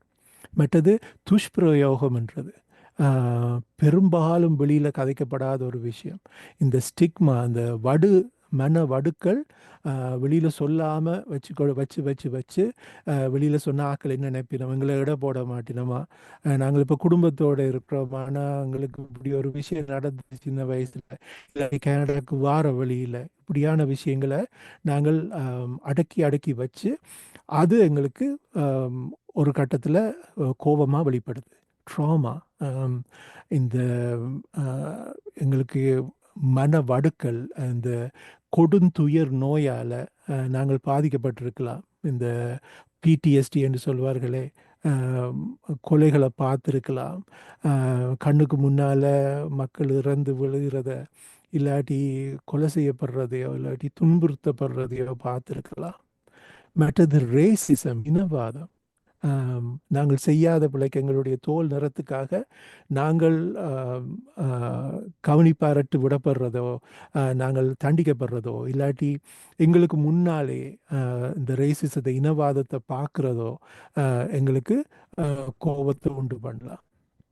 அப்போ இது என்ன காரணமாக இருந்தாலும் நாங்கள் கோபத்தை மேலாண்மை செய்ய வேணும். ஏன்னு சொன்னால் ஆங்கிலத்தில் சொல்கிற மாதிரி anger is a danger. Because ஆங்கரோட ஒரு டிஎம்னுக்கு போட்டுட்டோம்னா டேஞ்சரஸாக கோபம் மாறிடும். இன்னும் பார்ப்போம், மன அழுத்தம். இந்த மன அழுத்தத்துக்கு பல சோர்சஸ் இருக்குது, பல இடங்கள்லேருந்து வருது. முக்கியமாக குடும்பத்தால் வர்ற மன அழுத்தம்ன்றது மிக மிக மோசமாக இருக்குது. ஒரு உதாரணத்துக்கு சொல்கிறேன், வேலையில் கஷ்டமான வேலையை செய்து போட்டு வீட்டை வரக்கூடியவர்கள் வீட்டில் சண்டைகளையோ கோபமான பேச்சையோ ஒரு நக்கல் பேச்சையோ கையாள்றதுக்கு அவர்களுக்கு சக்தி இல்லை. அப்போ அவர்கள் கோபத்தை வெளிப்படுத்துகிறார்கள். பலர் இந்த வன்முறையில், குடும்ப வன்முறையில் ஈடுபடுகிறார்கள். துக்கம், அதாவது முக்கியமாக ஆண்களோட நான் கதைக்கும் போது அவர்களை இந்த கவுன்சிலிங்குக்கு கூட்டிகிட்டு கவுன்சிலிங்கில் நான் அவர்களை சந்தித்து காய்க்கும் போது அவர்கள் சொல்கிற விஷயங்கள், தங்களுடைய அந்த துக்கத்தை தங்களால் ப்ராசஸ் பண்ண முடியாமல் இருக்குது, அதுக்கு நேரம் இல்லை, ஓடி ஓடி திரிகிறோம், மனதளவில் இருக்கிற அந்த துக்கம் அது நீரு பூத்த நெருப்பாக இன்னும் இருந்து கொண்டு தான் இருக்குதுன்னு சொல்லி ஒரு பெண் கவுன்சிலிங்குக்கு வந்திருந்தா. அவருக்கு பல பிரச்சனைகள், அந்த பல பிரச்சனைகள், அவருக்கு குடி பிரச்சனை இருக்குது, குடும்பத்தில் பிரச்சனை இருக்குது, எல்லாரோடையும் சண்டை போடுவா, தெருவுக்கு வந்துட்டா. ஆனால் அவளோட தனிப்பட்ட முறையில் இந்த ஆற்றுப்படுத்தல், இந்த கவுன்சிலிங் செய்து கொண்டிருக்கும் போது தெரிய வந்த விஷயம் என்னென்னு சொன்னால், அவள் வளர்த்த அவளுடைய பாட்டியாருடைய மரணத்தை அவள் இன்னும் ப்ராசஸ் பண்ண முடியாமல் இருக்குது. அதுதான் இது எல்லாத்துக்கும் காரணமாக இருக்குது. அப்போ யாருமே அதை சீரியஸாக அடிக்கணும் இல்லை, அது வயசு போய்த்தானே அவள் இறந்தவ அப்படின்ற மாதிரி சொல்லிட்டு போய்கொண்டே இருக்கணும். ஆனால் அவளுக்கு அது ஒரு பெரிய துக்கம். அப்போ இது போன்ற பல விஷயங்கள் நீரு பூத்த நெருப்பாக எங்களுக்கு உள்ளே இருந்து இந்த கோபத்தை தூண்டி கொண்டிருக்கு. நாங்கள் அந்த ரேசிசத்தை பார்த்தோம், அது மாதிரி பாகுபாடு. இப்போ ஒரு ப்ரொமோஷன் கிடைக்க வேண்டியவர் அவருடைய இனக்குழுமத்தின் நிறத்தால் அவருக்கு அந்த ப்ரொமோஷன், அவருக்கு வேலையில் உயர் பதவி கிடைக்காம பின்தள்ளப்படும் போது அந்த கோபத்தை வீட்டில் காட்டுறார், பிள்ளைகளில் காட்டுறார், மனைவியில் காட்டுறார். இது மாதிரி பல விஷயங்கள் நடக்குது. வருத்தம் அளிக்கும் நிகழ்வுகள், செய்திகள். அப்போ நாங்கள் காலையில் எழும்பின உடனே கேட்குற முதல் விஷயம் நியூஸ். இரவில் படுக்க போகும்போது கேட்குற விஷயமும் நியூஸாக இருக்குது. இந்த செய்திகளில் அண்மை காலமாக இல்லை, செய்திகள் எப்போவுமே பிரச்சனையான விஷயங்களை தான் சொல்லி கொண்டிருப்பார். இப்போ நாட்டில் இந்த ஸ்காப்ரோவில் ஆயிரக்கணக்கான மக்கள் பிரச்சனை இல்லாமல் வேலைக்கு போயிட்டு வீட்டை வந்து சாப்பிட்டு படுக்கணும்ன்றது செய்தியாக வராது. அதில் யாராவது ஒருத்தர் யாருக்காவது ஒரு அநீதி இழைச்சிட்டார், காயப்படுத்திட்டார், கத்தியால் குத்திட்டாருன்னு சொன்னால் அது செய்தியாக வரும். இது போன்ற விஷயங்களை நாங்கள் திரும்ப திரும்ப திரும்ப கேட்கும்போது மனம் ஒரு எதிர்ப்பு நிலைக்கு போய் எப்போவுமே பிரச்சனை வருமோ வருமோ வருமோன்னு நினச்சி ஒரு பதட்டத்திலையும் கோபத்திலையும் இருந்து கொண்டிருக்கு. அது மட்டும் இல்லாமல் வேற பங்களிப்பு காரணிகளை நாங்கள் பார்த்தோம்னு சொன்னால் ஆக்கள், ரைட்? அந்த டாக்ஸிக் பீப்புள்ன்றதை நாங்கள் முக்கியமாக பார்க்கணும். இந்த கவுன்சிலிங்கில் ஆக்கள் வந்து சொல்கிறது, என் மனைவிக்கு நான் எப்படி என் மனைவியை கையாளுறேன்னு எனக்கு தெரியலை, எப்போவுமே சிரமப்படுத்துகிறா, என் குடும்ப உறவுகளை என்னில் இருந்து பிரிக்கிறா, என்னை எப்போவுமே ஒரு மட்டமாக நடத்துகிறா. அதே மாதிரி கணவன்மார்களும் அப்படித்தான். இல்லாட்டி பிள்ளைகள் மதிக்கணும் இல்லை, நாங்கள் செய்த தியாகங்களை விளங்கி கொள்ளினம் இல்லை, எங்களை பப்ளிக்காக மானங்கெடுத்தினம், இந்த மாதிரியெல்லாம் பலர் சொல்கிறத கேட்டிருக்கிறோம். இப்போ மக்களால், அதாவது பீப்புள், பலர் எங்களுக்கு கோபத்தை ஏற்படுத்துகிறார்கள். இந்த டாக்ஸிக் பீப்புள்ன்றது மிக மிக முக்கியம். நாங்கள் பிறகு பார்ப்போம் நேரம் இருந்தால். இந்த டாக்ஸிக் பீப்புள்ன்றது இந்த நச்சு மனிதர்கள், இவர்களை விட்டு கொஞ்சம் தள்ளி இருக்கிறது சிறப்பு. அவர்களை கையாளவும் நாங்கள் சில விஷயங்களை பார்ப்போம். அவர்களை கையாளாமல் விட்டால் இந்த கோப சம்பவங்கள் தொடர்ந்து கொண்டு தான் இருக்கும். அதுக்கடுத்தது இடங்கள். இப்போ ஒரு ஆக்சிடெண்ட் பட்ட இடம், நான் புல விடாமல் ஒரு ஆக்சிடெண்ட்டில் மாட்டிக்கொண்டேன். ஒருத்தர் பிள்ளையா வாகனத்தை ஓட்டி என்னை அடித்தார், எனக்கு காயங்கள் இருக்குது, எனக்கு இன்சூரன்ஸ் கூட்டிட்டுது, அதால் பண பிரச்சனைகள் வருது. இப்படியான இந்த ஆக்சிடெண்ட் பட்ட இடங்கள், அல்லாட்டி யாராவது எங்களுடைய உறவுகள் இறந்த இடங்கள், அல்லது அவர்கள் புதைக்கப்பட்ட இடங்கள், இந்த மாதிரி இடங்களுக்கு போகக்குள்ளேயும் கோபங்கள், துக்கங்கள், மேலாண்மை செய்யப்படாத உணர்வுகள் எங்களுக்கு மேலே வந்து அது கோபமாக வெளிப்படுறதுக்கு வாய்ப்பு இருக்குது. பசி, ஆங்கிலத்தில் ஒரு சொற்றொடர் இருக்குது, hungry man is an angry man சொல்லுவார்கள். அப்போ கோபம், பசியும் கோபத்தை தூண்டி விடக்கூடியது. இப்போ ஹால்ட்ன்னு சொல்லுவார்கள். இப்போ ஒருத்தர் கோபத்தோடு வரும்போது நாங்கள் சிம்பிளாக செக் பண்ணுற விஷயங்கள் ஹங்க்ரி, ஆங்க்ரி, லோன்லி, டயர்ட், இந்த மாதிரி விஷயங்கள் இருக்கா, அல்லது அவர்களை பற்றி கதைக்கப்படுற இந்த காசிப்னு சொல்லுவார்களே, கிசுகிசுக்கள், கண்டபடி ஆக்கள் புறம் சொல்கிறது, அவர்களுக்கு பின்னால் கதைக்கிற இந்த மாதிரியான விஷயங்களும் கோபத்தை எங்களுக்கு கொண்டு வருது. கோபத்தை உருவாக்கக்கூடிய பங்களிப்பு காரணிகளாக வெளிப்படுது. வேறு என்னென்ன காரணங்கள்னு சொன்னால் ஹார்மோனல் சேஞ்சஸ். பருவத்து பிள்ளைகள், பேர பிள்ளைகளோட கொஞ்சம் விட்டு கொடுத்து நீங்கள் நடந்து கொள்வது சிறப்பு. என்னென்னு சொன்னால் அவர்களுடைய உடம்பில் இந்த ஹார்மோன்கள், ரசாயனங்கள், வேதிப்பொருட்கள் மாறுது. அந்த மாற்றங்கள் நடக்கும்போது அவர்களுக்கு மிகவும் குழப்பமாக இருக்குது. நான் அடல்ட்டா இல்லாட்டி சின்ன பிள்ளையா? சில பேருக்கு இந்த ஜெண்டர் பிரச்சனைகள் கூட வரக்கூடும், அதாவது நான் ஆனா பெண்ணா, இந்த மாதிரியான குழப்பங்கள் எல்லாம் இருக்கும்போது, அல்லது ஆண்களுக்கும் பெண்களுக்கும் இந்த நடு வயதை கடந்தவர்களுக்கு இந்த மெனப்போஸ் ஏற்படுது. இந்த பெண்களுக்கு இந்த மெனப்போஸ் ஏற்படும் போது ஏற்படுகிற உடம்புலையும் மனதிலையும் ஏற்படுகிற அந்த மாற்றங்கள் அவர்களுக்கு கோபமாக வெளிப்படுது. ஆனால் ஆண்களை பலர் கவனிக்கிறது இல்லை. ஆண்களுக்கும் இந்த பிரச்சனை இருக்குது, ரைட்? ஆண்ட்ரோபோஸ்ன்னு சொல்லி ஆண்களுக்கும் இதே மாதிரியான ஹார்மோனல் சேஞ்சஸ் ஏற்படுதுன்னு சொல்லி ஆய்வில் சொல்கிறார்கள். அப்போ உடல் வலியை பற்றி நாங்கள் காய்ச்சோம். மனவலி, இதை நாங்கள் அடுத்த ஸ்லைடில் பார்ப்போம். மென்டல் ஹெல்த் பிரச்சனைகள், மனநல சவால்களால் கோபங்கள் வாரதை நாங்கள் பார்க்குறோம். நித்திரை இல்லாமல் இருக்கிற தூக்க கோளாறு. ஆங்கர் மேனேஜ்மெண்ட்டுக்கு என்னட்ட கவுன்சிலிங்க்கு வந்த ஒருத்தரோட நான் கதைக்கும் போது அவருக்கு 3 மணித்தியாலம் தான் நித்திரை. அந்த 3 மணித்தியாலமும் அவர் லக்கி என்றால் தான் அவருக்கு கிடைக்கும். அப்போ 2 வேலை செய்யணும், கன நேரம் வாகனத்தில் பயணம் செய்யணும். இந்த மாதிரி நேரத்தில் அவருக்கு அந்த தூக்க கலக்கத்தில் நித்திரை கொள்வோம்னு வந்தால் வீட்டில் மனைவி பிரச்சனைகளை கொண்டு வரா. அப்போ அவருக்கு கோபம் வருது, சண்டை பிடிக்கிறார். அப்போ இதை நாங்கள் சரி பண்ணாமல் கோபத்தை சரி பண்ணுறது கஷ்டம். அப்போ குறைந்தது 6லேருந்து 8 மணி நேரம் தூக்கம் அதை நாங்கள் எங்களுக்கு கொடுத்தே ஆகணும். அதாவது எங்களுக்கு இந்த சுய பராமரிப்பு கட்டாயம் அவசியம். ஏனென்றால் சுய பராமரிப்புன்றது சுயநலம் இல்லை. தமிழில் சொல்வார்கள், சுவர் இருந்தால்தான் சித்திரம் வரையலாம். ஆக உடல் நலத்துக்கு நித்திரை கட்டாயம் தேவை. நேரத்துக்கு சாப்பிட்றது, மிதமான உடற்பயிற்சி, இதெல்லாம் கட்டாயம் தேவை. இல்லாட்டி ஒரு பஞ்சியாக இருக்கும்.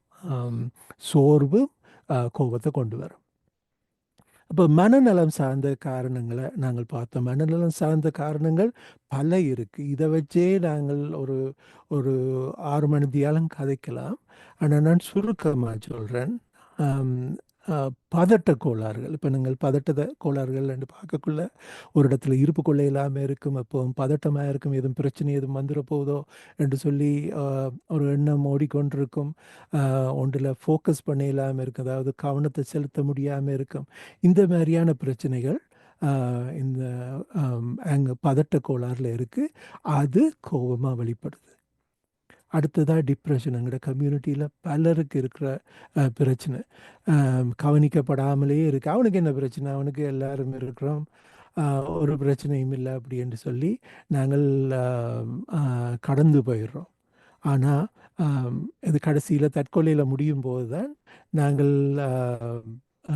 அந்த மனச்சோர்வு, கவனிக்காமல் விட்டுட்டோமோன்னு சொல்லி அந்த கவலை எங்களுக்கு ஏற்படுது. அப்போ முன்பு மகிழ்ச்சி தந்த விஷயங்கள் இப்போ மகிழ்ச்சி தராட்டி, சினிமாவுக்கு விரும்பி போய் படம் பார்க்குற ஆள், இல்லாட்டி டிவி பார்க்குற ஆள் இப்போ டிவி பார்க்க விருப்பம் இல்லை, படத்துக்கு போக விருப்பம் இல்லை, ஒருத்தரோட விரும்பி கதைச்சு சந்தோஷமாக பொழுதுகளை செலவழிக்க விருப்பம் இல்லை, தனியாக இருக்கணும், பசிக்குதில்லை, அல்லாட்டி என்ன சாப்பிட்றோம்னு தெரியாமல் சும்மா சப்பி கொண்டிருக்கணும், அதாவது ஒன்றில் நித்திரை கொள்ளினம் இல்லை, இல்லாட்டி அதிகமாக நித்திரை கொண்டிருக்கணும். இவையோட காய்ச்சாலே நாம் தற்கொலை செய்துருவோம் போல இருக்குன்னு நினைக்கிற மாதிரி கதைக்கணும். வாழ்ந்த பிரயோசனம் ஏதாவது அர்த்தம் இருக்கா, கடவுளும் கைவிட்டுட்டார், ஒருத்தரையும் நம்ப இல்லாது, இந்த மாதிரி காய்ச்சி கொண்டிருக்கணுமா? இந்த மாதிரி எண்ணங்கள் எல்லாம் ஒரு 2 கிழமைக்கு மேலே இருக்கும் என்று சொல்லி சொன்னால் இது மனச்சோர்வுன்ற ஒரு அறிகுறியாக இருக்கும். அப்போ இந்த மனச்சோர்வுன்ற ஒரு பகுதியாக எரிச்சல், எப்போவுமே ஒரு இரிட்டபிலிட்டி என்று சொல்லுவார்கள், எரிஞ்செறிஞ்சு விழுகிறார்கள் என்று சொல்லுவார்கள். அப்போ அந்த இரிட்டபிலிட்டி, எரிச்சல் இருந்து கொண்டிருக்கும். மற்றது பைபோலார் அஃபெக்டிவ் டிஸார்டர், இருமுனை கூர் நோய். அப்போ அந்த இதில் நாங்கள் பார்த்தோம்னா ஒரு எழுச்சியும் இருக்கும், ஒரு இறக்கமும் இருக்கும். அதாவது ஒரு சில வழியில் பார்த்தா எனக்கு நித்திரையே தேவையில்லை, எனக்கு சாப்பாடு தேவையில்லை, நான் எல்லாம் வெட்டுவேன், பிடுங்குவேன், பெரிய பெரிய விஷயமெல்லாம் சாதிப்பேன் என்றெல்லாம் காய்ச்சி கொண்டிருப்பார்கள்.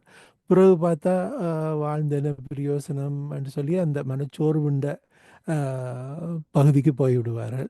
அப்போ இந்த எழுச்சியில் அவர்களுக்கு கோபம் அதிகமாக காணப்படும். அவர்களுக்கு ஏதாவது சொல்லப்போனால் டக்குன்னு கோபப்படுவார்கள். கொஞ்சம் போய் படுங்கோன்னு சொல்லி சொன்னால் அவைக்கு கோபம் வந்துடும். அதே மாதிரி அந்த மன இறக்கம், அந்த டிப்ரெஷன்லேயும் இந்த மாதிரியான கோப வெளிப்பாடுகள் இருக்கும். சப்ஸ்டன்ஸ் யூஸ் டிஸார்டர், ஆல்கஹாலோ இல்லாட்டி ட்ரக்ஸோ பாவிக்கிறவ அந்த அதுக்கு ஆட்பட்டு இருக்கும்போது, மதுவுண்ட கண்ட்ரோலில் இருக்கும்போது அவர்களுக்கு கோபம் வரலாம். இல்லாட்டி அந்த மதுவிலேருந்து வெளியேறும்போது அந்த ஹேங் ஓவரில் கோபம் வரலாம். கஞ்சா பாவிக்கிறவர்களுக்கு அது இருக்கலாம். அதில் இருந்து அந்த விட்ராவல் ஸ்டேட்டில் அதிலிருந்து வெளியேறும்போது அவர்களுக்கு கோபம் வரலாம். ஆப்சசிவ் கம்பல்சிவ் டிஸார்டர், சில விஷயத்தை திரும்ப திரும்ப திரும்ப திரும்ப செய்து கொண்டிருக்கிறவர்களுக்கு அவர்களை குழப்ப போனால் அவைக்கு கோபம் வந்துடும். இன்டர்மீடியன்ட் எக்ஸ்ப்ளோசிவ் டிஸார்டர், ஐஇடி என்று சொல்வார்கள். இந்த ஐஇடி என்றதே கண்ணிவடி என்று அர்த்தம். அப்போ எந்த நேரத்தில் அடிப்பார்கள், எந்த நேரத்தில் கோபப்படுவார்கள்னு தெரியாது. கோபமும் மற்ற உணர்வுகளும் மாறி மாறி வரும். டப்படு கோபப்படுவார்கள், அடிக்கடி கோபப்படுவார்கள்.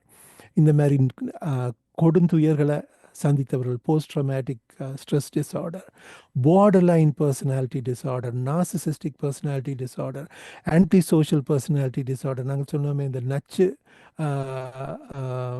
வகையறாக்கள், அவர்களுக்கு இந்த பிரச்சனைகள் இருக்கலாம். டிஸ்ட்ரப்டிவ் மூட் டிஸ்ரெகுலேஷன், கோபத்தை கையாள முடியாததே ஒரு வியாதி. மற்றது இளம் பிள்ளைகளில் நீங்கள் பார்த்தீங்கன்னு சொன்னால் அவர்களுக்கு அட்வைஸ் பண்ண போனால் டக்குண்டு கோபம் வந்துடும். அடிக்கடி இப்படி நடந்தால் இது ஓடிடி என்று சொல்லக்கூடிய ஒரு நோயுடைய குணங்குறிய அது இருக்கலாம், கோபப்படுதல். இப்போ கோபத்தை கட்டுப்படுத்த வேண்டிய தேவை என்ன? ஏன் நாங்கள் கோபத்தை கையாள வேணும் என்று பார்த்தோம் என்று சொன்னால், கோபத்தை அடக்கி கொள்வது விரக்தி மற்றது மன அழுத்தத்தை ஏற்படுத்துது. அதாவது வெளிப்படுத்தாத கோபம் பல வியாதிகளை கொண்டு வருது. அப்போ டிப்ரெஷனையும் அது கொண்டு வருது, நோய் எதிர்ப்பு சக்தியை குறைக்குது. நாங்கள் அது கொஞ்சம் அடுத்த ஸ்லைடில் பார்ப்போம். கேன்சர் பலருக்கு ஏற்படுது. அதாவது அவர் சரியாக கோவப்படுவார், ஒரு வார்த்தையும் கதைக்க மாட்டா, பேசாமல் இருப்பா, சாந்த சொரூபியாக இருப்பா, இந்த மனசுக்கு கேன்சர் வந்துடுது என்று சொல்லி கதைக்கிறத நாங்கள் பார்த்துருக்குறோம்.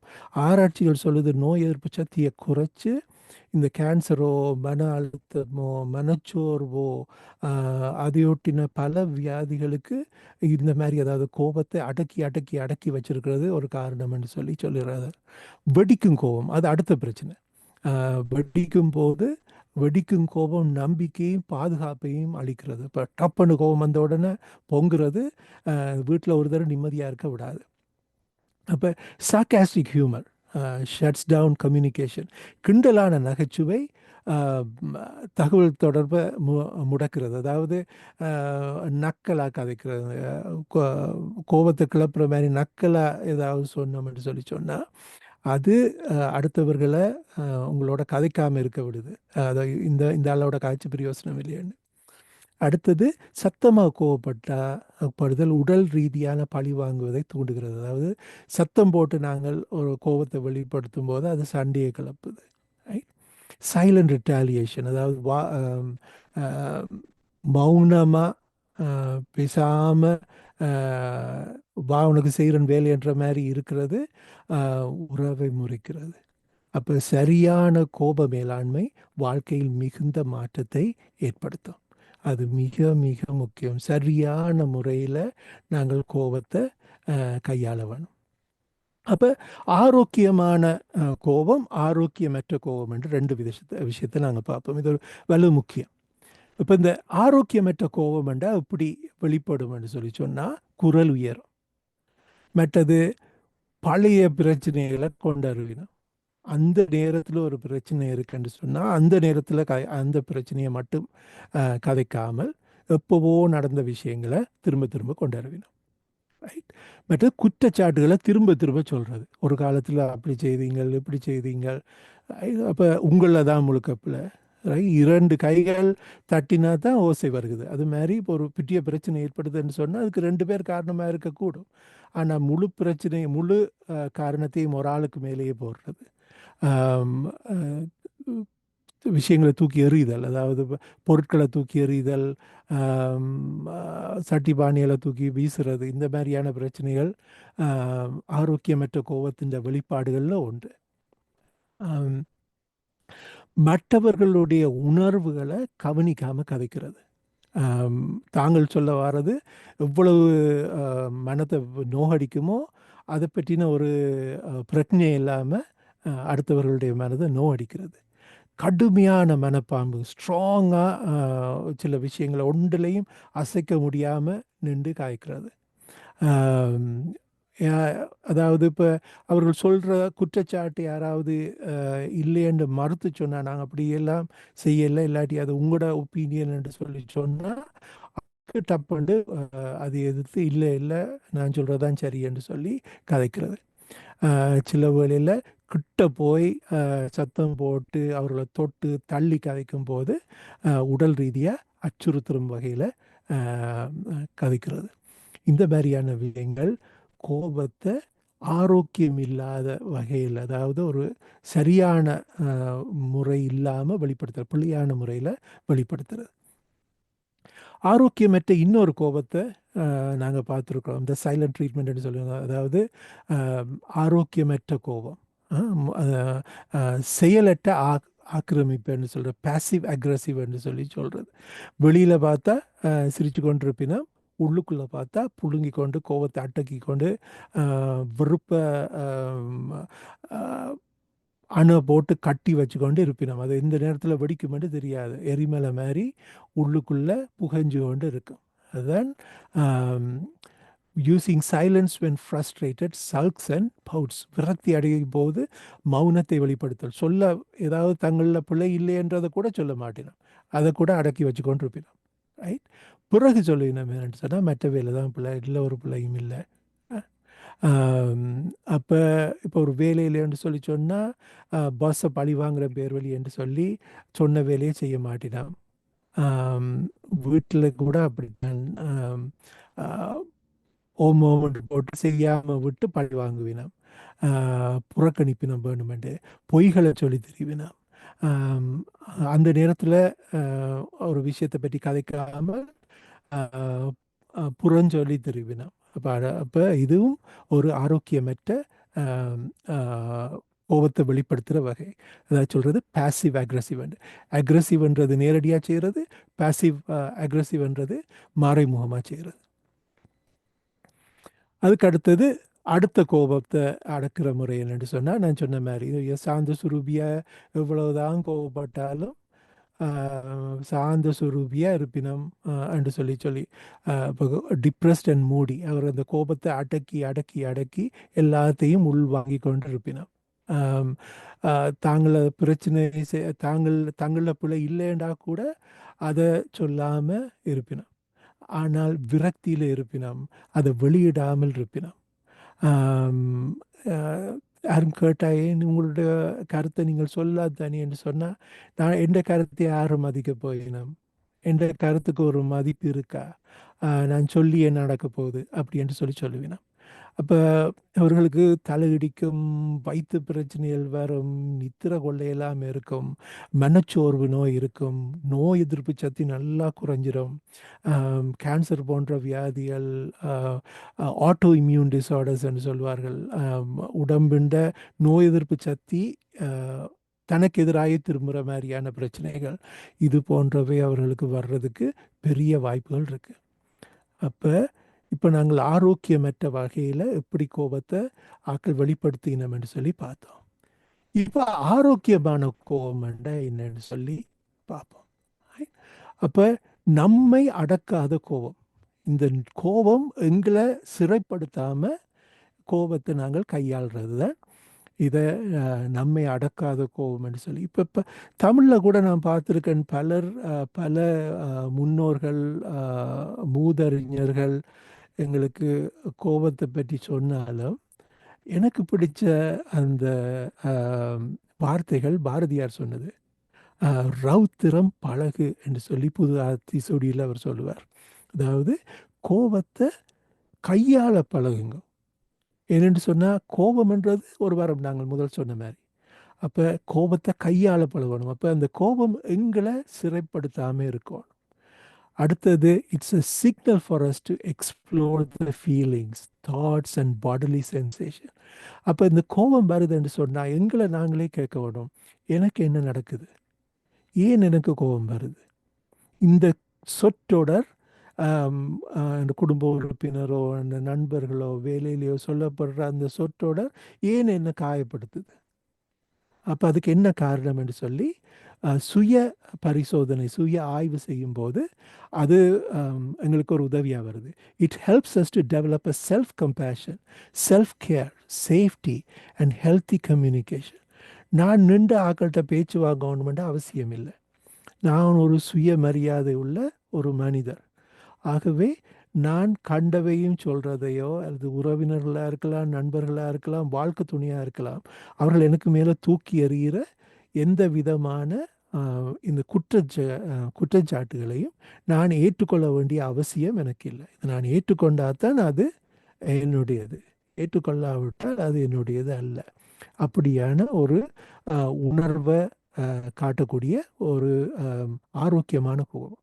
It includes strategies for forgiveness. இப்போ ஒருத்தர் பசியில் கதைக்கிறாருண்டா, இல்லாட்டி பிளட் சுகர் குறையிக்க கதைக்கிறாருண்டா, இல்லாட்டி ஆர்த்ரைட்டிஸ் மோசமாக இருக்க கதைக்கிறாருண்டா, அதை பெருசாக எடுக்காமல் மன்னிக்கக்கூடிய ஒரு குணம்.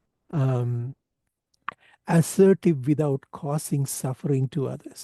அடுத்தவர்களை காயப்படுத்தாமல் என்னுடைய உணர்வுகளை நான் வெளிப்படுத்தக்கூடிய அந்த தன்மை. இதை பாருங்க, நீங்கள் சொல்கிற விஷயம் உண்மை இல்லை, இதுதான் நடந்தது, இதுதான் என்னுடைய இதுக்குரிய என்னுடைய வெளிப்பாடு, என்னுடைய கருத்து இதுதான். நீங்கள் சொல்கிறது உங்களோட கருத்தாக இருக்கலாம், அதை நீங்கள் வச்சுக்கொள்ளுங்க. ஆனால் இது என்னுடைய கருத்து, இதுதான் நடந்ததுன்னு நான் நம்புகிறேன். நீங்கள் சொன்ன குற்றச்சாட்டை நான் ஏற்றுக்கொள்ள மாட்டேன் அப்படின்னு சொல்லி ஒரு ஆறுதலாக தேறுதலாக கூட சில வழியில் கோவப்படுகிறவர்கள் அவர்கள் தான் காயப்பட்டவர்களாக இருப்பார்கள். அப்போ அவர்களுக்கு ஆறுதலாயும் தேர்தலாயும் கதைக்கக்கூடிய ஒரு வல்லமை தான் இந்த ஆரோக்கியமான கோபம், ஹெல்த்தி ஏங்கர். அப்போ என்னுடைய உணர்வை நான் பதட்டப்படாமல் கோபப்படாமல் தெளிவாக ஆறுதலாக வெளிப்படுத்துகிறேன்.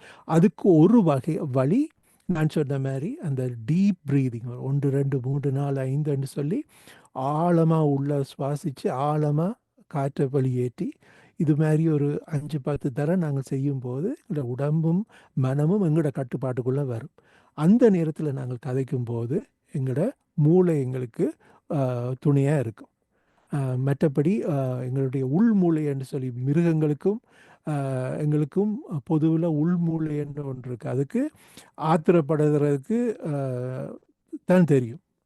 அப்போ அந்த மாதிரியான சந்தர்ப்பங்களில் இந்த மாதிரியான சில ஸ்ட்ராட்டஜி, சில வழிவகைகள் எங்களுக்கு எங்களுடைய மூளையின் முன்பக்கத்தை, அதாவது ப்ரீஃப்ராண்டல் கார்டெக்ஸ்ன்னு சொல்லி எங்களுக்கு சிந்தித்து செயலாற்ற மூளையின் பகுதியை நாங்கள் துணைக்கு அழைக்கிறதுக்கு எங்களுக்கு உதவி செய்யும்.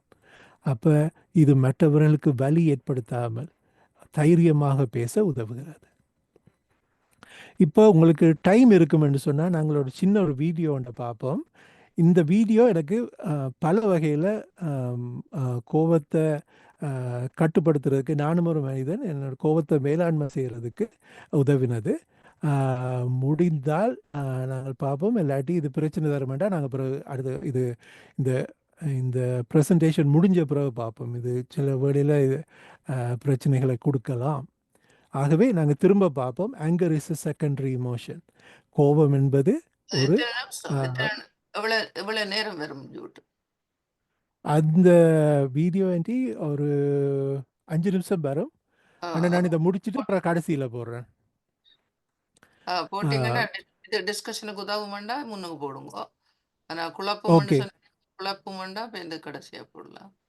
அதுதான் ஆண்டி, நான் இது முடிஞ்ச பிறகு போடுறேன். Okay okay. இப்போ அடுத்ததாக நாங்கள் கோபப்படுறதுக்கு இந்த அது குடும்பத்தோடு இருக்கலாம், நண்பர்களோடு இருக்கலாம். சிலரால் அதே ஒரு சந்தர்ப்பத்தை ஆத்திரப்படாமல், கோபப்படாமல், வெகுண்டெழாமல் இலகுவாக கடந்து போக முடியுது. சில பேருக்கு மட்டும் அது மிகவும் கஷ்டமாக இருக்குது. சில பேர் எடுத்ததுக்கெல்லாம் சண்டை பிடிச்சு வாழ்க்கை துணையோடையோ குடும்பத்தோடையோ பிள்ளைகளோடையோ பெற்றோரோடையோ சண்டை பிடிச்சு தங்களோட வாழ்க்கையும் அடுத்தவர்களுடைய வாழ்க்கையும் கஷ்டப்பட வைக்கணும். அப்போ அதுக்கு என்ன காரணம் என்று சொல்லி சொன்னால், முக்கியமான விஷயம் எங்களுடைய அடிப்படை நம்பிக்கைகள், கோர் பிலீஃப்ஸ் என்று ஆங்கிலத்தில் சொல்வார்கள். இந்த கோர் பிலீஃப்ஸால் தான் இத்தனை கோளாறுகள் நடக்குது. அப்போ இந்த இந்த நம்பிக்கைகள் எங்களை பற்றின நம்பிக்கை. இப்போ எங்களை பற்றின நம்பிக்கைன்னா எனக்கு எல்லாரும் சேவகம் செய்யணுன்ற மாதிரி ஒரு எண்ணம். இல்லாட்டி நான் அங்கே கணக்கை தியாகம் செய்திருக்கேன், இல்லாட்டி நான் சரியாக கஷ்டப்பட்டிருக்கேன், அப்போ எல்லாரும் எனக்கு விழுந்தெலும்பி என்னை கவனிக்கணுன்ற ஒரு எண்ணம். இல்லாட்டி மற்றவர்களை பற்றி என்ன பெரிய ஆட்கள் இவையை பற்றி எனக்கு அக்கறை இல்லை, அந்த மாதிரியான எண்ணங்கள். அல்லாட்டி அவர்கள் சரியான முக்கியம், அவை சொல்கிறதெல்லாம் சரியான முக்கியம், அவை சொன்னால் அதை என்ன காயப்படுத்தும், அவர்கள் என்ன இந்த ரிமோட் கண்ட்ரோலை நான் அவைகிட்ட கொடுத்துருவேன், அவை அமுத்துற பட்டன் படி தான் நான் ஆடுவேன் அப்படின்ற மாதிரி மற்றவர்களை பற்றின எண்ணங்கள். அல்லது எதிர்காலத்தை பற்றின எண்ணம், ஐயோ எல்லாம் பிழைக்க போகுது, பக்கத்து நாட்டில் ஒருத்தர் வந்து இருந்துட்டார், அவர் எல்லாட்ட வாழ்க்கையும் சூரியமாக போகிறார் அப்படின்ற மாதிரியான எண்ணங்கள்.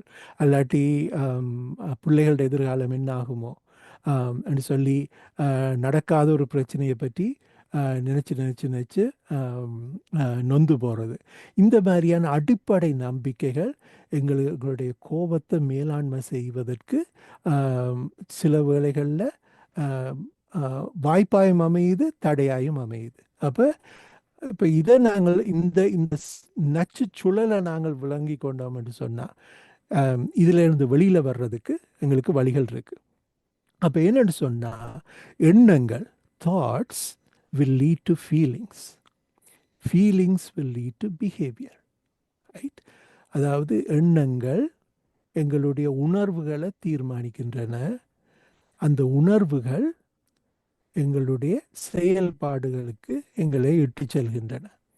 அதே போல் அந்த நச்சு சுழண்டு திரும்ப அந்த அந்த செயல்கள் சில எண்ணங்களை உருவாக்குகின்றன, அந்த எண்ணங்கள் சில உணர்வுகளை உருவாக்குகின்றன, அந்த உணர்வுகள், அந்த கோப உணர்வுகள், அந்த களைத்த உணர்வுகள், அந்த விரக்தி உணர்வுகள் செயல்களில் முடியுது. அந்த செயல்கள் கான்சிக்வன்ஸ், அதாவது சில விளைவுகளை உருவாக்குன்றது. இது ஒரு வகையான மாடல். இதை நாங்கள் விளங்கி கொண்டோம் என்று சொன்னால், இந்த மாடல்ஸ் எப்படி எங்களுக்கு இந்த ஸ்ட்ராங் ஃபீலிங்ஸ் வருது, இந்த உறுதியான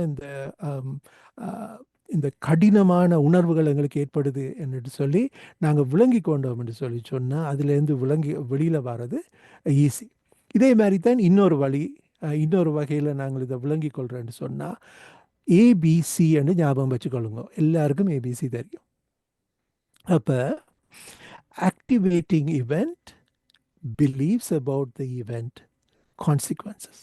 அதாவது ஒரு செயல் ஒன்று நடக்குதுன்னு சொல்லி சொன்னால், ஏதாவது யாராவது ஒருத்தர் ஒரு வார்த்தையை விட்டுட்டு நம்ம வச்சுக்கொள்வோம், எங்களுக்கு பிடிக்காத விஷயத்த சொல்லிட்டு நம்ம சொல்லி சொன்னால், அதை ஒரு ஆக்டிவேட்டிங் இவெண்ட் நாங்கள் வச்சுக்கொள்ளலாம். அந்த ஆக்டிவேட்டிங் இவெண்ட் எங்களை சில நம்பிக்கைகளை நோக்கி தள்ளுது.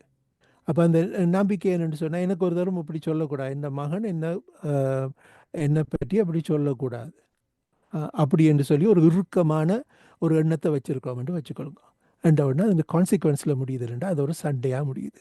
அல்லாட்டி அது வாழ்க்கை துணைக்கும் அப்படியா இருக்கலாம், அது எந்த செயலாயும் இருக்கலாம், எந்த சம்பவமாயும் இருக்கலாம். நாங்கள் அந்த டிஸ்கஷன் டைமில் நீங்கள் கதைக்க விரும்பினா கதைக்கலாம். அப்போ இந்த ஆக்டிவேட்டிங் இவெண்ட்ஸ், ரைட்? அப்போ இந்த ஏபிசி என்றதை நினைவு வச்சுக்கொள்ளுங்க. இது ஒரு பல $100 கொடுத்து கவுன்சிலிங்குக்கு போய் விளங்கி கொள்கிற விஷயத்தை நாங்கள் இலவசமாக இந்த வசந்தத்தின் இந்த ஜூம் ப்ரெசன்டேஷனில் நாங்கள் கதைக்கிறோம். செயல்படுத்தும் நினைவு எதிர்வினையின் தொடக்கத்தை தூண்டுகிறது. ஏதோ ஒரு விஷயம் நடக்குது, இல்லாட்டி ஏதோ சொல்லினோம், அதை நாங்கள் சீரியஸாக எடுத்த உடனே எங்களை பிலீஃப், அதாவது என்ன நம்பிக்கை எங்களை பற்றி நாங்கள் வச்சிருக்கிறோமோ அதை அது எங்களை அடுத்த நிலைமைக்கு கொண்டு போகுது. So the activating event leads to the automatic thought will lead to our beliefs being activated, and the activated beliefs will lead to consequences. The நிகழ்வு குறித்த உங்களுடைய உணர்வுகளின் விளைவை அது கொண்டு வருது.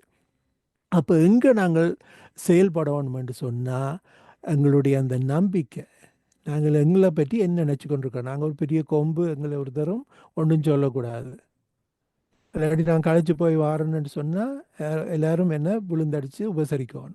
அந்த மாதிரியான நம்பிக்கைகளை, விடாப்பிடியான எண்ணங்களை நாங்கள் வச்சோம்னு சொன்னால், அதில் யாரும் கை வச்சுட்டோம்னு சொன்னால் எங்களுக்கு கோபம் வந்துடுது. ஸோ எங்களோட கோபங்களை மேலாண்மை செய்கிறதுக்கு இந்த மாதிரியான உணர்வுகளை பற்றின, எண்ணங்களை பற்றின, இந்த விடாப்படியான தீர்மானங்களை பற்றின ஒரு விழிப்புணர்வு எங்களுக்கு தேவை. அது எங்களுக்கு வந்துடுதுன்னு சொன்னால் எங்களை இதுகளை வந்து பெருசாக ஆட்டி படைக்க போகிறதில்ல. இப்போ எங்கள்கிட்ட இன்னொரு இதை நாங்கள் இன்னும் வேறொரு வகையில் பார்த்தோம்னு சொன்னால், எண்ணங்கள் உணர்வுகளை உருவாக்குகின்றன, உணர்வுகள் நடத்தையை உருவாக்குகின்றன, நடத்தை எண்ணங்களை வலுப்படுத்துகிறது. இது ஒரு பிஹேவியராக மாறுது. ரைட்? அப்போ நாங்கள் எங்களோட இந்த ஸ்ட்ராங்கான இந்த மாதிரியான எண்ணங்கள் உணர்வுகளை உருவாக்குது. அது இந்த கடைசியில் அது ஒரு நடத்தையாக மாறிடுது. அப்போ அந்த நடத்தையாக மாறும்போது வைன் பண்ணால் அவர் இந்த மாதிரி ஆடுவார்ன்னு சொல்லி அடுத்தவைக்கு தெரியும். அப்போ எங்களை சில வேளையில் அசைச்சு பார்க்குறதுக்கு எங்களுடைய கோபத்தை கூட அவர்கள் பயன்படுத்தக்கூடும். எனக்கு மிகவும் பிடித்த ஒரு மனிதர் டாக்டர் விக்டர் ஃப்ராங்கல் என்பவர்.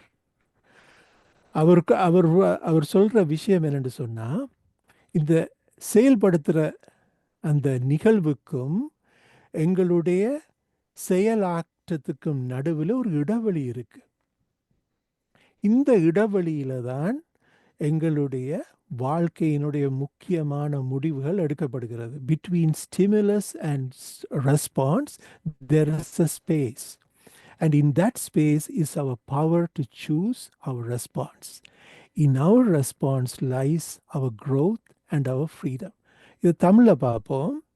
தூண்டல், அதாவது யாராவது ஒரு விஷயத்தை சொல்லி நம்ம இல்லாட்டி ஏதோ ஒரு செயல் நடக்குது, ரைட்? அது ஒரு தூண்டல்னு வச்சுக்கொள்வோம். அந்த தூண்டலுக்கும் எதிர்வினைக்கும் இடையில் ஒரு இடைவெளி இருக்கு. ரைட்? நாங்கள் இந்த படத்தில் பார்த்த மாதிரி இதுதான் தூண்டல், இது எங்களுடைய எதிர்வினை, நாங்கள் கொடுக்குற ரெஸ்பான்ஸ். இதுக்கு நடுவில் ஒரு இடைவெளி இருக்குது. அந்த இடைவெளி சில நேரங்களில் 1 செகண்டாக இருக்கலாம், 2 செகண்டாக இருக்கலாம். ரைட்? அந்த இடத்தில் நமது பதிலை தேர்ந்தெடுக்கும் சக்தி நம்மிடமே இருக்கிறது.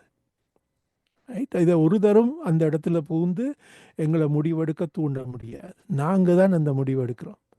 நமது பதிலில் நமது வளர்ச்சியும் சுதந்திரமும் உள்ளது. என்னட்டு சொன்னால், நாங்கள் அந்த நேரத்தில் எடுக்கிற பிழையான முடிவு பிறகு இருந்து மனம் வருத வைக்குது. அப்போ நாங்கள் இந்த நேரத்தில் சரியான முடிவுகளை எடுத்தோம் என்று சொல்லி சொன்னால், இந்த கோபத்தை மேலாண்மை செய்ய நாங்கள் பழகினோம் என்றால், எங்களுடைய ஸ்ட்ராங்கான அந்த ஃபீலிங்ஸை நாங்கள் ஹேண்டில் பண்ண பழகினோம் என்று சொல்லி சொன்னால், அதுக்கு என்ன செய்யலாம் என்று சொல்லி நாங்கள் இப்போ பார்த்தோம். ஒரு டீப் பிரெத், ஒரு 5 செகண்ட் மூச்சை உள்ள இழுத்து 5 செகண்ட் வெளியேற்றுறோம். ரைட்? இது மாதிரி ஒரு 5 தடவை நாங்கள் செய்யும்போது உடம்பும் மனமும் எங்களோட கண்ட்ரோலுக்குள்ளே கொஞ்சம் கொஞ்சமாக வருது. வேறு விஷயங்கள் இருக்குது, நாங்கள் அதுலேயும் பார்ப்போம். ஆனால் இந்த மாதிரி நாங்கள் செய்யும்போது இந்த அதாவது தூண்டலுக்கும் எதிர்வினைக்கும் இடையில் இருக்கிற அந்த இடைவெளி எங்களுடைய பவரில் தான் இருக்குதுன்றதை நாங்கள் விளங்கி கொள்ளும்போது எங்களால் திறம்பட செயல்பட முடியுது. அப்போ கோபம் எப்போ ஒரு பிரச்சனையாக மாறுதுன்னு சொல்லி பார்க்குறோம் என்று சொல்லி சொன்னால், இப்போ நாங்கள் பார்த்தோம், கோபம்ன்றது ஒரு வரம், கோபம்ன்றது ஒரு சாதாரண உணர்வு. எப்படி மகிழ்ச்சியும் துக்கமும் கவலையும் கோபமும் இந்த 4 முக்கியமான உணர்வுகள். ஆனால் இதில் உள்ள சிக்கல் என்னென்னு சொன்னால், ஒருத்தர் மகிழ்ச்சியாக இருக்கிறாருன்னு சொல்லி சொன்னால் அவரோட அந்த மகிழ்ச்சியை பகிர்ந்து கொள்றதுக்கு பலர் கூட வருவார்கள். ரைட்? அந்த சந்தோஷத்தை ஷேர் பண்ணுறதுக்கு ஆக்கள் வருவீங்க. துக்கமாக இருந்தால் கூட தம்பி கவலைப்படாது, இல்லை தங்கச்சி யோசிக்காது என்று சொல்லி சாப்பாடு எடுத்துக்கொண்டு வருவினம், அந்த தூக்கத்தை பகிர்ந்து கொள்வினம். அதுக்கு ஆட்கள் வருவார்கள். ஒருத்தருக்கு பயம் இருக்கும் என்று சொல்லி சொன்னால் பயப்படாதீங்க நாங்கள் இருக்கிறோம் என்றெல்லாம் சொல்கிறதுக்கு ஆட்கள் இருப்பினோம். ஆனால் இந்த 4வது ஸ்ட்ராங் ஃபீலிங் இருக்குல்ல, இந்த கோபம், யாரும் கோபமாக இருக்கணும் என்று சொன்னால் ஒரு பூச்சியும் கிட்ட நிற்காது, எல்லாரும் ஓடிடுவேன். அப்போ இந்த கோபத்தோட விடப்படுறது, தனித்து விடப்பட போகிறது நாங்கள் மட்டும்தான். அப்போ இந்த கோபத்தை சரியான முறையில் நாங்கள் கையாள தெரிஞ்சோம் என்று சொன்னால் நாங்கள் உண்மையிலே சிறப்பான மனிதர்களாக மாறுறதுக்கும் கண்டினியூ பண்ணுறதுக்கு தொடர்வதற்கும் மிகச்சிறந்த ஒரு வழி அது. அப்போ கோபம் எப்போ பிரச்சனையாக மாறுதுன்றதை நாங்கள் பார்த்து வச்சுட்டோம்னு சொன்னால் அது மிகவும் உங்களுக்கு உதவியாக இருக்கும். அதாவது தீவிரமாக உணரும் போது கோபம் வந்து போகிறதுன்றது பரவாயில்லை. என்கிட்ட கேட்பின மக்கள் அதை எப்படி கோபத்தை எப்படி நீங்கள் இல்லாமல் பண்ண முடியாது. நான் சொல்கிறது என்னென்னு சொன்னால், தலைக்கு மேலால் பறக்கிற சீகல்லையோ காகத்தையோ உங்களால் நிப்பாட்ட இயலாது. அது பறந்து தான் தீரும். ஆனால் அந்த காகம் கூட தலையில் வந்து கூடு கட்டுறதை உங்களால் தவிர்க்க முடியும். அப்போ மிகவும் தீவிரமாக அந்த கோபத்தை நாங்கள் உள்ளே விடும்போது அது ஒரு பிரச்சனையாக மாறுது. அடிக்கடி இது நடக்கும்போது அது ஒரு பிரச்சனையாக வருது. இது எனக்கு நான் ஒரு கோபக்காரன்லாம் பெருமையாக சொல்லிக்கொள்கிற ஆக்களை பார்த்து கொண்டிருக்கோம். அப்போ அடிக்கடி கோபத்தை உணரும் போது அது பிரச்சனையாக வருது. தகாத முறையில் வெளிப்படுத்தும் போது அது ஒரு பிரச்சனையாக வருது. அப்போ சொற்கள் மூலமாக, செய்கைகள் மூலமாகவோ, இல்லை தொடர்பு மூலமாகவோ அந்த கோபத்தை வெளிப்படுத்தும் போது, பிள்ளையான வகையில் வெளிப்படுத்தும் போது அது பிரச்சனையாக வருது. எதிர்மறையான விளைவுகளை ஏற்படுத்தும் போது, அடிக்கிறது, இல்லாட்டி ஒரு கைது செய்யப்படக்கூடிய நிலைமைகள், இழப்புகள், சாமான்களை போட்டு உடைக்கிறது, இல்லாட்டி வன்மம் வச்சு ஏதாவது மனைவிக்கு எதிராயோ, கணவனுக்கு எதிராயோ, பிள்ளைகளுக்கு எதிராயோ சில விஷயங்களை செய்கிறது, பெற்றோருக்கு எதிராயோ, இந்த மாதிரி இழப்பை உருவாக்குறது, இல்லாட்டி வேலையில் பிரச்சனைகளை உருவாக்கும் போது, இந்த மாதிரியான நேரங்களில் கோபம்ன்றது உண்மையான பிரச்சனை. இதை நாங்கள் கையாண்டே தீரணும், இதை எங்களால் கையாள முடியாட்டி உதவி எடுத்தே தீர வேணும் என்ற நிலைமைக்கு நாங்கள் வாரோம். எதிர்மறையான சுய கருத்தை விளைவிக்கும் போது, அதாவது குற்றமோ அவமானமோ மன துயரத்தை தரும்போது இது எங்களுக்கு அவசியம். நான் பலருக்கு சொல்வது உண்டு, கையில் பச்சை குத்துறதுக்கு பல விஷயங்களை ஆக்கள் செலக்ட் பண்ணினோம். ஆனால் நாங்கள் பச்சை குத்த போகிறோம் என்று சொல்லி சொன்னால் பச்சை குத்த வேண்டிய விஷயம் ரௌத்திரம் பழகு என்று சொல்லி எங்களுக்கு பாரதியார் சொல்லி கொடுத்த அந்த புதிய ஆத்திசூடி வரிகளாக தான் இருக்க வேணும். ஏனென்றா பலருக்கு இந்த காயப்பட்டிருக்கிறோம், நாங்கள் பல பிரச்சனைகளையும் சந்தித்து நொந்து போயிருக்கிறோம். எங்களுக்கு கோபம்ன்றது மிக வேகமாக வந்துடுது, அதால் வர பிரச்சனைகளும் பெருசாக வந்துடுது. கோபம் வந்து அது இந்த தாண்டவம் முடிஞ்ச பிறகுதான் நாங்கள் விளங்கி கொள்கிறோம், அடப்புல விட்டுட்டோம்னு சொல்லி. அப்போ பாரதியார் சொன்ன ரௌத்திரம் பழகு, ஆங்கர் மேனேஜ்மெண்ட் என்ற விதத்தை, கோபத்தை மேலாண்மை செய்யுங்கள், ஆத்திரத்தை கையாளுங்கள் என்ற அந்த விஷயத்தை நாங்கள் மறந்துடக்கூடாது. அப்போ காய்ச்சல் வந்துட்டுதுன்னு சொல்லி சொன்னால் எப்படி எங்களுக்கு தெரியும்? ரைட், நெத்தியில் கை வச்சு பார்த்தா தெரியும் சுடுகுது.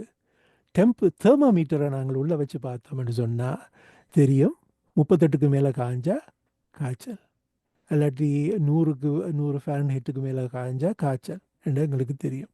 அப்போ இந்த கோபம்ன்றது எப்படி தன்னை வெளிப்படுத்த போகுது, தன்னுடைய குரூர முகத்தை எப்படி காட்ட போகுது என்று சொல்லி நாங்கள் அறிஞ்சு கொள்றதுக்கு சில ஸ்டெப்ஸ் இருக்குது.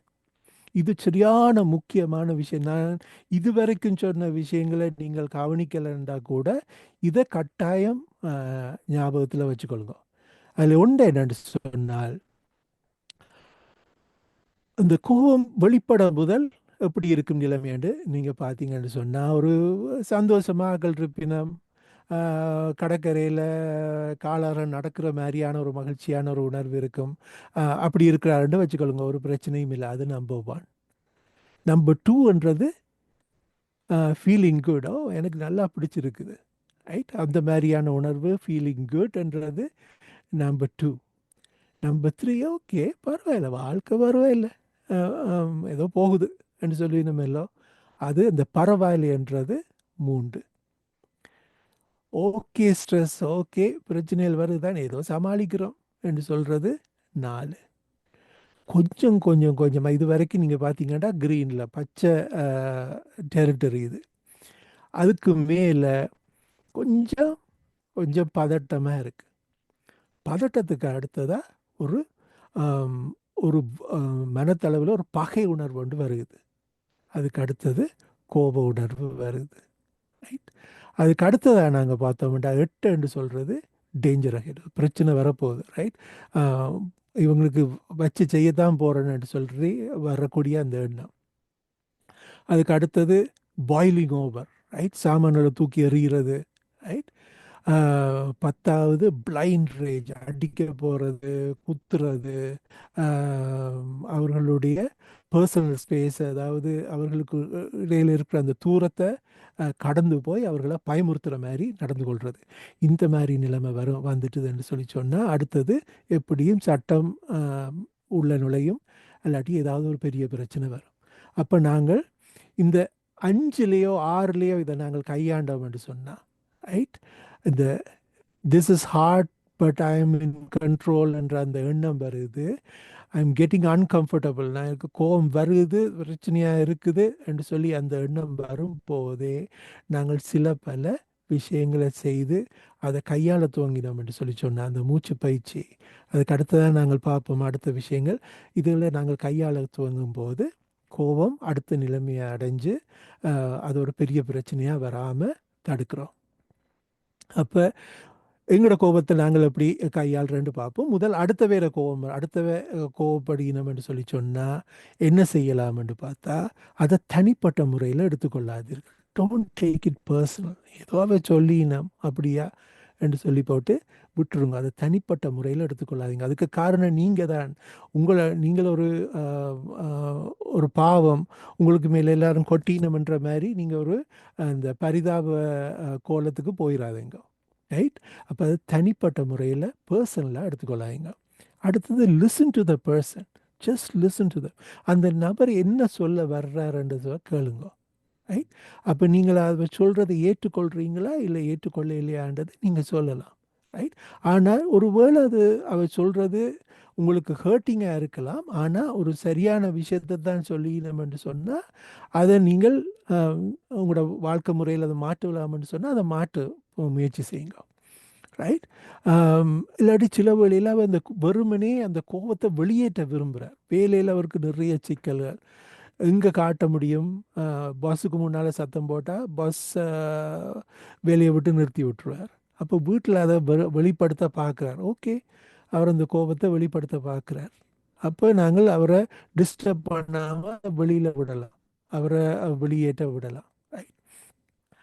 Try to solve the problem together. அவரோட அந்த பதட்டங்கள் எல்லாம் குறைஞ்ச பிறகு அந்த பிரச்சனையை தீர்க்கிறதுக்கு நாங்கள் ஒரு குடும்பமாயோ நண்பர்களாயோ ஒரு சமூகமாயோ அந்த கோபத்தை உரிய காரணத்தை தீர்க்கிறதுக்கு நாங்கள் முயற்சி செய்யலாம்.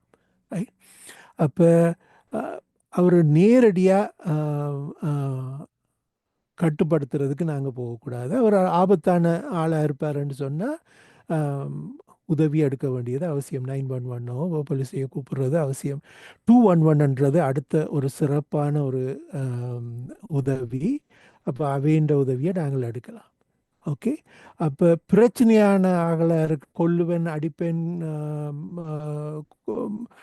குத்துவேனெல்லாம் கதைக்கணும்னு சொன்னால் அந்த நேரத்தில் சான்ஸ் எடுக்காமல் உடனடியாக நாங்கள் சில முஸ்தீபுகளை எடுக்கிறது முக்கியம். அரசாங்கத்தின் உதவியை நாங்கள் எடுத்து நாங்கள் இதிலேருந்து வெளியில் வர்றது, எங்களுடைய பாதுகாப்பை உறுதிப்படுத்தி கொள்வது அவசியம்.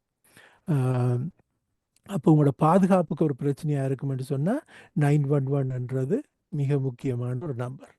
அப்போ இது அடுத்தவர்களுடைய கோபத்தை கையாளுற முறை. உங்களுக்கு கோபம் வரும்போது என்ன செய்யலாம்னு சொன்னால் ஸ்டாப் பண்ணுற ஒரு மெத்தட் ஒன்று இருக்குது. நாங்கள் அதை திரும்ப பார்ப்போம், அதில் ஸ்லைட்லையும் இருக்குது, நாங்கள் அதை பார்ப்போம். ஸ்டாப் பண்ணுறது முதலாவது கோபம் உங்களுக்கு ஏறுதை சொல்லி வச்சுக்கொள்ளுங்க. உங்களுக்கு கோபம் அந்த நீங்கள் நிம்மதியான நிலைமையிலிருந்து ஒரு நிம்மதி இல்லாத ஒரு நிலைமைக்கு போகிறீங்க. அடுத்தவட்ட கோபம் உங்களை தாக்குது அப்படி என்று சொல்லி சொன்னால் உங்களுக்கு கோபம் வருது. அந்த இவைக்கு ஏதாவது செய்ய வேணுமென்ற மாதிரியான ஒரு எண்ணம் வருதுன்னு சொல்லி சொன்னேன். அந்த நேரமே அந்த மனதை நிறுத்துறதுக்கு இது ஒரு சிம்பிளான ஒரு வழி. இந்த ஸ்டாப் சைனை யோசிங்க. இந்த ஸ்டாப் சைனில் முதலாவது ஸ்டாப். நீங்கள் என்ன கதைக்க போகிறீங்களோ அதை நிறுத்துங்க. நாக்கை கடிச்சுக்கொள்ளுங்க வேணுமெண்டா, ரைட்? ரத்தம் பார மாதிரி இல்லை, சும்மா அதை நிறுத்துறதுக்காக. அடுத்ததாக டேக் அ டீப் பிரெத். நான் முதல் சொன்ன மாதிரி டீப்பாக ஆழமாக ஒரு சுவாசத்தை எடுங்க. அதுக்கு அடுத்தது உங்களை நீங்களே கொஞ்சம் கவனிச்சுக்கொள்ளுங்க. இன்றைக்கி நான் சாப்பிட்டேனா, நித்திர கொண்டேனா, ரைட்? டூ மச்சா கோப்பி குடிச்சேனா, தண்ணி கிண்ணி போட்டிருக்கேனா, ரைட்? ஏன் நான் கோபப்படுறேன்றதை கொஞ்சம் விளங்கிக்கொள்ளுங்க. அதுக்கு அடுத்தது plan. Think about your option. என்ன அடுத்ததாக செய்யலாம்? இவையோட கதைக்கிற நிலைமையில இருக்கணுமா இல்லையா அப்படின்னு சொல்லி பாருங்க. கதைக்கிற நிலைமையில இல்லை, கொஞ்சம் இவையோட கதைக்க போனால் பிரச்சனைகள் வரும் என்று சொன்னால் வெளியேறதோ இல்லாட்டி வேறு ஏதாவது ஸ்டெப் எடுக்கிறதோ உங்களுக்கு உதவியாக இருக்கும். ஸோ ஸ்டாப், STOPP, அதை ஞாபகம் வச்சுக்கொள்ளுங்க. நீங்கள் செய்வதை நிறுத்தி விட்டு சிறிது நேரம் ஒதுக்கி கொள்ளுங்கள், ரைட்?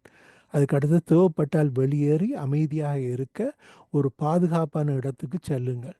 நீங்கள் அமைதியாக இருக்கும்போது திரும்பி வந்து நிலைமையை எதிர்கொள்ளுங்கள். அப்போ இதை நீங்கள் அடுத்தவர்களுக்கும் பயன்படுத்தலாம், உங்களுக்கும் பயன்படுத்தலாம், இந்த ஸ்டாப் பண்ணுற sign, right? So stop what you are doing. நீங்கள் கோவப்பட்டீங்களேண்டா, அந்த கோபத்தை அடக்கிறதுக்கு ஒரு வழி, நீங்கள் உங்களுடைய கோபமான வார்த்தைகளை நிறுத்தி போட்டு take a deep breadth, right? Observe பண்ணுங்க, இன்றைக்கு என்ன நடக்குது, எனக்கு என்ன நடக்குது, சாப்பிட்டேனா, வேலையில் பிரச்சனையா, நித்திர கொள்ளை இல்லையா, இல்லாட்டி தண்ணி எண்ணி அடிச்சிருக்கேனா, இல்லாட்டி ட்ரக்ஸ் எதுவும் எடுத்திருக்கேனா, இப்படி பாருங்க. பார்த்து அதை அப்போ உங்களுக்கு அப்சர்வ் பண்ணுங்க. அப்சர்வ் பண்ணி போட்டு அடுத்ததாக பிளான் பண்ணுங்க. ஓகே, இது சரியில்லை, இந்த நேரத்தில் கதைக்கக்கூடாது, அடுத்ததாக வேறு ஏதாவது செய்வோம்னுட்டு போகலாம். இப்போ அடுத்ததாக இப்போ நாங்கள் ஒரு சின்ன ஒரு எக்ஸசைஸ் ஒன்று செய்யலாம். கோபத்தை நாங்கள் கையாளுறதுக்கு மைண்ட்ஃபுல்னஸ் என்றது ஒரு மிகப்பெரிய வரப்பிரசாதம். மைண்ட்ஃபுல்னஸ் என்றது நிலைத்திருத்தல், அதாவது நாங்கள் அந்த சூழ்நிலையை விளங்கி கொள்வது. அப்போ இதை எப்படின்னு சொன்னால், அந்த கோபமான சந்தர்ப்பத்தில் இருந்து எங்களோட மனதை திருப்பி 5 விஷயங்கள், எங்களை சுற்றி இருக்கிற விஷயங்களை நாங்கள் பார்க்கலாம். 4 விஷயங்கள், எங்களை சுற்றி இருக்கிற விஷயங்களை நாங்கள் தொடலாம். 3 விஷயங்கள் காது கொடுத்து கேட்கலாம். வெளியில் பறவைகள் சத்தம் கேட்குது, ஒரு பஸ் போகுது, இல்லாட்டி பில்டிங்குக்கு வெளியில் யாரோ நடந்து தெரியணும், ரைட்? நீங்கள் காது கொடுத்து கேட்கலாம். 2 விஷயங்களை நுகரலாம், மணந்து பார்க்கலாம். அது ஏதாவது வாசமான விஷயமா இருக்கலாம், இல்லாட்டி ஒரு விக்ஸ் போத்தில் இருக்கலாம். ஏதாவது ஒரு ஸ்ட்ராங்கான ஒரு மனத்தை நாங்கள் மணந்து பார்க்கலாம். அல்லது ஒரு விஷயத்தை நாங்கள் சுவைத்து பார்க்கலாம். அது இனிப்பாக இருக்கலாம், உவர்ப்பாக இருக்கலாம். இப்படி ஏதாவது ஒரு சுவையை நாங்கள் சுவைத்து பார்க்கலாம். அப்போ 5 விஷயங்கள் நாங்கள் பார்க்கலாம், எங்களை சுற்றி நோட்டமிடலாம், 4 விஷயங்களை தொடலாம். இந்த 5 புலன்களை நாங்கள் பயன்படுத்துகிறோம். 3 விஷயங்களை நாங்கள் கேட்கலாம், 2 விஷயங்களை நாங்கள் மணக்கலாம், நுகரலாம், ஒரு விஷயத்தை நாங்கள் சுவைக்கலாம். இந்த 5 புலன்களையும் நாங்கள் திரும்ப எங்களுடைய கட்டுக்குள்ளே கொண்டு வரும்போது கோபத்தை மேலாண்மை செய்கிறது மிகவும் இலகுவாக மாறுது. இது போல் பாக்ஸ் ப்ரீதிங் என்று சொல்வார்கள், ஒரு பெட்டி சுவாசம் என்று சொல்கிற, இது சயின்டிஃபிக்காக ப்ரூவ் பண்ணுற விஷயம், ஆய்வுகளில் நிரூபணமான ஒரு விஷயம். ஆழமாக நாங்கள் மூச்சை எடுத்து மூச்சை ஒரு 4 செகண்ட் பிடிச்சு, பிறகு 4 செகண்டுக்கு மூச்சை வெளியேற்றி, அதுக்கு பிறகு ஒரு 4 செகண்ட் பொறுத்து திரும்ப 4 செகண்ட் மூச்சை உள்ளிழுத்து, திரும்ப 4 செகண்ட் அதை நிறுத்தி, 4 செகண்ட் அதை வெளியேற்றி, அதுக்கு பிறகு 4 செகண்ட் பொறுத்து, இப்படியே தொடர்ந்து நாங்கள் செய்து கொண்டு வரும்போது ஒரு 20-21 தடவை செய்யும்போது ஒன்று நித்திரை நல்லா வரும், 2வது கோபங்கள் தாபங்கள் ஸ்ட்ராங்கான ஃபீலிங்ஸ்கள் இருந்தால் அது கட்டுக்குள்ளே வரும். என்ற உடம்புக்குள்ள ஆக்சிஜன் எங்களுடைய பிரெயினுக்கு போகும்போது, மூளைக்கு பிராணவாயு போகும்போது எங்களுடைய இந்த ஸ்ட்ரெஸ்ஸுகள் குறைஞ்சு எங்களால் இதை கையாளுறதுக்கு ஒரு நல்ல ஒரு வாய்ப்பு கிடைக்குது. இதே மாதிரி தான் 4, 7, 8 என்ற இந்த சுவாச முறை. நான் பல விஷயங்களை சொல்கிறேன். உங்களுக்கு எது பிடிக்குதோ அதை நீங்கள் செலக்ட் பண்ணிக்கொள்ளுங்க. உங்களுக்குன்ற ஒரு டூல் பாக்ஸ் வைங்க, உங்களுக்குன்ற ஒரு திட்டத்தை வச்சுக்கொள்ளுங்க. அந்த திட்டத்தை நீங்கள் அடிக்கடி செயல்படுத்துங்க. அப்போ தான் உங்களுக்கு அந்த கோபத்தையோ இல்லாட்டி இது போன்ற கடினமான உணர்வுகள் வரும்போது கையாளுறதுக்கு உங்களுக்கு ஈஸியாக இருக்கும். அப்போ இதுவும் அதே மாதிரி தான். மூச்சை 1, 2, 3, 4 என்ற எண்ணுகளை எண்ணிக்கொண்டு ஆழமாக எடுங்க. அதுக்கு பிறகு 7 செகண்ட் 7 கண நேரம் அதை உள்ளே வச்சுக்கொள்ளுங்க. அதுக்கு பிறகு 8 1 2 3 4 5 6 7 8 என்று எண்ணிக்கொண்டு அந்த காற்றை வெளியேற்றுங்க வாய் வழியாக. அப்போ மூக்கு வழியாக 4 எண்ணிக்கொண்டு சுவாசத்தை உள்ளிழுத்து 7 வரைக்கும் 7 எண்ணிக்கொண்டு அந்த சுவாசத்தை உள்ளே பிடிச்சு வச்சுக்கொண்டு பிறகு 1 2 3 4 5 6 7 8 என்று எண்ணிக்கொண்டு அந்த சுவாசத்தை மெதுவாக வெளியேற்றுங்க. இப்படியே நீங்கள் அதை தொடர்ந்து செய்யும்போது மூளைக்கு தேவையான ஆக்சிஜன் கிடைக்குது. உங்களுடைய மூச்சு அதாவது சுவாச கூடு உங்களுக்கு விரிந்து சுருங்கும் போது உங்களுடைய மூளைக்கு தேவையான பிராணவாயு போகுது. உங்களுடைய பாராசிம்பத்தட்டிக் நர்வஸ் சிஸ்டம் என்ற அந்த கோபத்தை உருவாக்குற சிம்பத்தட்டிக் நர்வஸ் சிஸ்டம் என்ற அந்த கோபத்தை உருவாக்குற அனுதாப நரம்பு மண்டலத்தை பாராசிம்பத்தட்டிக் நர்வஸ் சிஸ்டம் என்ற அதுக்கு போட்டியான நரம்பு மண்டலம் கட்டுப்பாட்டுக்குள்ளே கொண்டு வருது. இது ஒரு மிக சிறப்பான ஒரு வழி, ஆய்வுகளில் நிரூபிக்கப்பட்ட வழி. சரி, அடுத்ததாக எங்களுடைய கோபத்தை நாங்கள் பொறுப்பேற்றுக்கொள்ளணும், ரெஸ்பான்சிபிளாக இருக்கணும். அதாவது யோசித்து கதைக்கணும், கூச்சலிடாமல் அடுத்தவரோட அவமதிக்காமல் நாங்கள் எங்களுடைய கோபத்தை வெளிப்படுத்த பழகணும். ஏன் கோபப்படுறீங்கன்றதை அமைதியாகவும் தெளிவாகவும் விளக்கணும். ஐ ஸ்டேட்மெண்ட், எனக்கு உங்களில் பிரச்சனை, நீங்கள் தான் அப்படி செய்கிறீங்க இப்படி செய்கிறீங்களன்னு சொல்லாமல் நீங்கள் இப்படி பேசும்போது நான் காயப்படுறேன், எனக்கு இது கஷ்டமாக இருக்குன்றதை அந்த ஐ ஸ்டேட்மெண்ட்ஸ் என்று சொல்வார்கள். இது எப்போதுமே வேலை செய்யும். அப்படி அந்த கோபத்தின் இன்டென்சிட்டியை குறைக்கும். அதுக்கு அடுத்தது நீங்கள் சிக்கலை விவரித்த பிறகு உங்கள் தேவைகள், விருப்பங்கள் மற்றும் உணர்வுகளை பற்றி சொல்ல அந்த நான் அறிக்கையை பயன்படுத்துங்க. ரைட், அந்த சிக்கலை உங்களுடைய கண்ணோட்டத்தில் இருந்து அதை நீங்கள் கோபப்படாமல் மூச்சை உள்வாங்கி ஆறுதலாக நீங்கள் சொல்லும்போது அந்த கோபம் என்ற அந்த நிலைமையிலேருந்து அதை டிஃப்யூஸ் பண்ணுறீங்க. அதை இந்த காது பிடுங்கின பலூன் மாதிரி கோபத்தை இல்லாமல் பண்ண வைக்கிறீங்க. அப்போ இந்த கோபத்தின் நச்சு சுழல் எப்படி வேலை செய்யுதுன்றா, ஒரு விஷயம் நடக்குது, நடந்த உடனே எங்களோட மைண்டில் எங்களோட மனதில் எதிர்மறையான எண்ணங்கள் வருது. இந்த எதிர்மறையான எண்ணங்களை வெளியேற்றுவதன் மூலமாகவே நாங்கள் எந்த சுச்சுவேஷனையும் ஹேண்டில் பண்ணலாம். அப்போ இந்த எதிர்மறையான எண்ணங்கள் வருது, எதிர்மறையான எண்ணங்கள் வந்த உடனே உணர்வு பூர்வமாக நாங்கள் காரியமாற்ற துவங்குகிறோம், செயலாற்ற துவங்குகிறோம். உணர்வு பூர்வமாக செயலாற்ற துவங்கும் போது உடம்பில் சில மாற்றங்கள் ஏற்படுது, நாங்கள் முதல் பார்த்த மாதிரி. அப்போ உடம்பில் மாற்றங்கள் ஏற்படும் போது அது ஒரு செயலில் முடியுது. அப்போ இதுதான் அந்த நச்சுச்சுழல். இந்த நச்சுச்சுழல் நிப்பாற்றுற இடம் எங்கேன்னு சொன்னால் எதிர்மறையான எண்ணங்கள், நெகட்டிவான எண்ணங்கள் இதுகள் தோன்றும் போது அதுக்கு வேறு ஒரு மாற்றை பார்த்து எங்களுடைய அதை நாங்கள் மடை மாற்றுறதன் மூலமாக நாங்கள் இது ஒரு பெரிய பிரச்சனையாக மாறுறதை தடுக்கலாம்.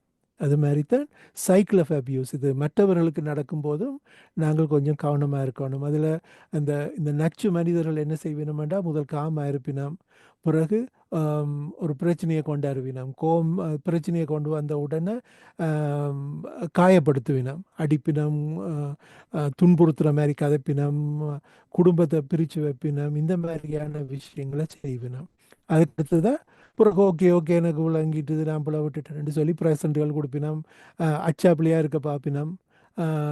பிறகு திரும்ப இதே பிரச்சனை திரும்ப துவங்கும். ஸோ இந்த இந்த இதுவும் ஒரு வகையான நச்சுச்சூழல். இந்த நச்சுச்சூழலை நாங்கள் விளங்கி கொண்டோம்னு சொன்னால் இங்கே இருந்து நாங்களும் இதிலேருந்து விடுபட பார்க்கணும். இதில் எங்களுடைய அன்புக்குரியவர்கள் மாட்டிக்கொண்டால் அவர்களுக்கும் உதவி செய்ய நாங்கள் முன்வரணும். அப்போ ஏன் நாங்கள் உதவி எடுக்கணும்னு சொல்லி சொன்னால், உதவி கேட்பது பலத்தின் அடையாளம், பலவீனம் அல்ல. Asking for help is a sign of strength, not weakness. நம்ம பலர் இந்த ஹெல்ப் சீக்கிங் பிஹேவியர் இல்லாமல் கஷ்டப்படுறோம். இது உதவி கேட்பது என்பது பலத்தின் அடையாளமே தவிர பலவீனம் அல்ல. அதை நாங்கள் விளங்கி கொள்ளணும். வசந்தம் உங்களுக்கு உதவுறதுக்கு தயாராக இருக்கிறது. உங்களுடைய குடும்ப மருத்துவர், மனநல நிபுணர்கள், மற்ற எல்லா இந்த கம்யூனிட்டி சென்டர்ஸ்லேயும் உதவுறதுக்கு யாராவது ஒருத்தர் 2 பேர் இருப்பினோம். ஃப்ரெட் விக்டர் என்ற நாங்கள் நானும் முனைவர் அவர்களும் வேலை செய்கிற இந்த அமைப்பு செவ்வாய்க்கிழமையில் 1 மணிலேருந்து 3 மணி வரைக்கும் அப்பாயின்மெண்ட் இல்லாமல் யாரும் வந்து உதவி எடுக்கலாம். வியாழக்கிழமையிலையும் அப்படித்தான். ஸோ இந்த மாதிரியான உதவிகள் வியாழக்கிழமையிலையும் உங்களுக்கு அந்த உதவிகள் கிடைக்கும். மற்றது நீங்கள் அந்த உதவி எண்களை ஞாபகம் வச்சுக்கொள்ளுங்க. 911, அதாவது பாதுகாப்புக்கு யாருடைய கோபத்தாலேயோ ஆத்திரத்தால் அவர்கள் செய்கிற விஷயங்களாலேயோ அவர்களுக்கோ உங்களுக்கோ அல்லது அந்த குழந்தைகளுக்கோ பாதுகாப்புக்கு பிரச்சனைகள் வருமெண்டா அந்த நெருக்கடியான சமயங்களில் 911ன்றது கட்டாயம் தேவை. இல்லாட்டி அது மனநல பிரச்சனைகளால் ஒரு பிரச்சனை வருதுன்னு சொல்லி சொன்னால் 211ன்றது ஒரு உதவியான சர்வீஸ். 988ன்றது டெக்ஸ்ட் பண்ணி நாங்கள் உதவி எடுக்கலாம். தற்கொலைக்கு யாராவது முயற்சி செய்யணும் வேண்டாம், இல்லாட்டி இது போன்ற நம்பர்ஸ், இந்த ஹெல்ப் லைன்ஸ் இருக்குது, அந்த நம்பர்ஸுக்கு நாங்கள் கால் பண்ணி ஹெல்ப் எடுக்கலாம். ஸோ எப்போவுமே இந்த மேலாண்மைக்கான ஒரு திட்டத்தை நாங்கள் முன்பே வகுத்து வச்சுக்கொள்ளணும். ஓகே, எனக்கு கோபம் வந்தால் நான் அதை எப்படி கையாள போகிறேன். பல விஷயங்களை நாங்கள் பார்த்தோம். அப்படியே உங்களால் ஒன்றும் செய்ய முடியாட்டி ஓடி போய் ஒரு கப் குளிர்ந்த நீரை நீங்கள் குடிக்கிறது கூட, இந்த அஸ்மா அதுகள் இருந்தால் வேண்டாம், ஒரு கப் கோல்ட் வாட்டர், ரைட், குளிர்ந்த தண்ணீரை ஒரு கூலை அருந்தும்போது இதே மாதிரி இந்த பாராசிம்பத்தட்டிக் நர்வஸ் சிஸ்டம் என்றது வேலை செய்து உங்களை ஆட்டுப்படுத்த பார்க்கும் உடம்பு. அந்த மாதிரி ஒரு விஷயங்களை கூட நீங்கள் செய்யலாம். இந்த மாதிரி ஒரு அவசரத்தில் என்னென்ன செய்யலாம்ன்ட்டு முன்பே நாங்கள் தெரிஞ்சு வச்சுக்கொள்ளணும். தலைக்கு மேலே வெள்ளம் போன பிறகு ஸ்விம்மிங் கிளாஸுக்கு போய் ஒரு பிரயோசனம் இல்லை. நாங்கள் முன்பே இது மாதிரியான ஒரு மேலாண்மை திட்டத்தை எங்களுக்கு கண்டு உருவாக்கணும். அடுத்தவர்களுக்கும் உருவாக்குறதுக்கு எங்களுடைய அன்புறவுகளுக்கோ இல்லை நண்பர்களுக்கோ உறவினர்களுக்கோ இப்படி ஒரு பிரச்சனை இருக்குமென்னு சொன்னால் அவர்களுக்கும் இதில் இருந்து வெளியில் வர்றதுக்கு ஒரு மேலாண்மை திட்டத்தை, ஆங்கர் மேனேஜ்மெண்ட் பிளானை உருவாக்கி கொடுக்கலாம். என்ற அன்றைக்கு பேருக்கு ஒரு பிளான் கிடைச்சிருக்கும். அப்போ உங்களுக்கு நீங்களும் ஏஜென்ட்ஸ் ஆஃப் சேஞ்ச், மாற்றத்தின் காரணிகளாக நாங்கள் ஒவ்வொருவரும் மாறுறதுக்கு முயற்சி செய்வோம். கடைசியில் ஆகலும் சீரியஸாக காய்ச்சி கொண்டிருக்கிறோம்.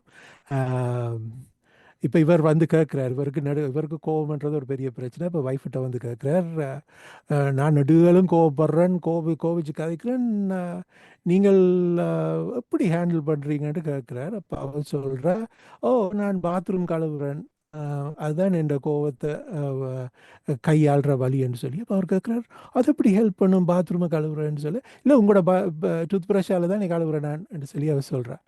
இது மாதிரி நகைச்சுவை கூட எங்களுடைய கோபங்களை கையாளுறதுக்கு ஒரு மிக பெரும் உதவியாக அமையக்கூடும். இதுவரைக்கும் பொறுமையாக இருந்து இவ்வளோ பெரிய ஒரு ப்ரெசன்டேஷனை, ஒரு கருத்து பகிர்வை கேட்டதுக்கும் இந்த வாய்ப்பை தந்த முனைவர் பார்வதி கந்தசாமி அவர்களுக்கும் வசந்தத்தை சேர்ந்த அனைவருக்கும் நன்றி. நன்றி ஜூட். இப்பொழுது எங்களுக்கு நேரம் குறைவாகத்தான் இருக்கிறது. நீண்ட ஒரு உரை 1.5 மணித்தாலும் தொடர்ந்து உரைத்து நீங்கள் களைத்து போயிருப்பீர்கள். இப்பொழுது நாங்கள் எங்களுடைய உரையாடலை திறந்து விடுகிறோம். இப்பொழுது உரையாடலுக்கு இன்றைக்கு ராஜினி சுகமில்லை, அவ வர இல்லை. ஆகவே நான் உங்களை வழி நடத்துகிறேன். வீடியோ முதல் ஒன்று உரையாடலை அது கடைசியா வீடியோ ஒன்று போடுறோன்றவர்களா? ஓம் ஓம் அதான் தேர்றேன் சார். நீங்கள் கேளுங்க, எதுவும் கேள்விகள் இருந்தால் கேளுங்க. வீடியோவை போடலாம். ஓகே. அந்த ஓகே. லோட் பண்ணிக்கொண்டு இருக்குது. ஓகே, இது ஒரு ஓகே, இந்த ஒரு வீடியோ பாருங்க. இது எனக்கு பாடம் படிப்பிச்ச ஒரு வீடியோ.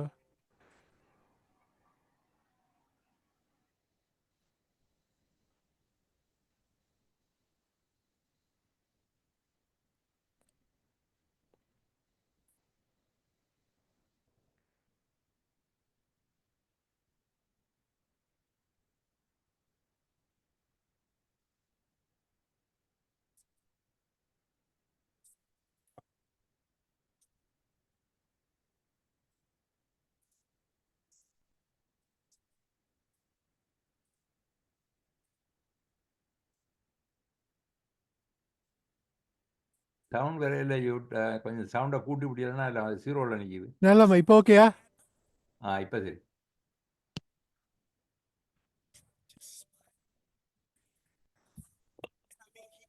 சரி இல்லையா?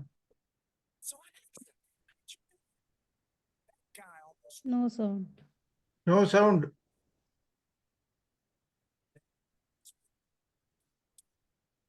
உங்களோட அந்த கம்ப்யூட்டர் சவுண்ட கூட்டி பாருங்க.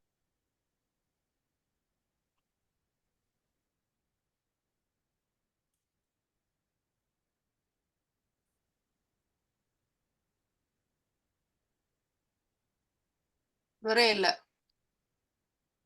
Full of frustration, full of anger, full of disappointment. As their garbage piles up, they need a place to dump it. இப்ப கொஞ்சம் கேக்குது. காணாது. நீங்கள் என்ன உங்களோட கம்ப்யூட்டரில் தான் கூட்டணும்.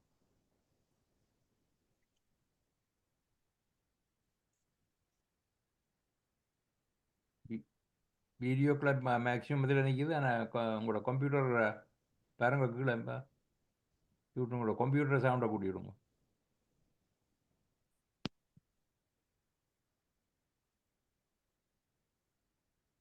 வரவே இல்லை, சவுண்டு வரவே இல்லை.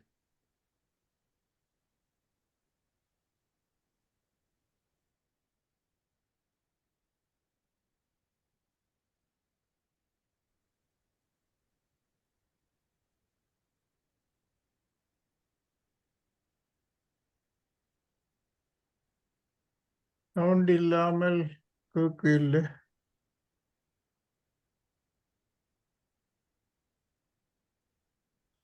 The garbage trucks run over me. And how I then take their garbage and spread it onto other people. முதல்ல இருந்து போடுங்க தயவு செய்து. Streets. கேக்குது. That day that I resolved. முதல்ல இருந்து போடுங்க. Since then, I started to see garbage trucks everywhere. You know, just like Dr. Strange could see all those possibilities in the future, well, I can now see garbage trucks. I see the load that they're carrying. I see them coming to drop it off, and just like I don't make it into a personal thing. I just smile, wave, wish them well, and I move on.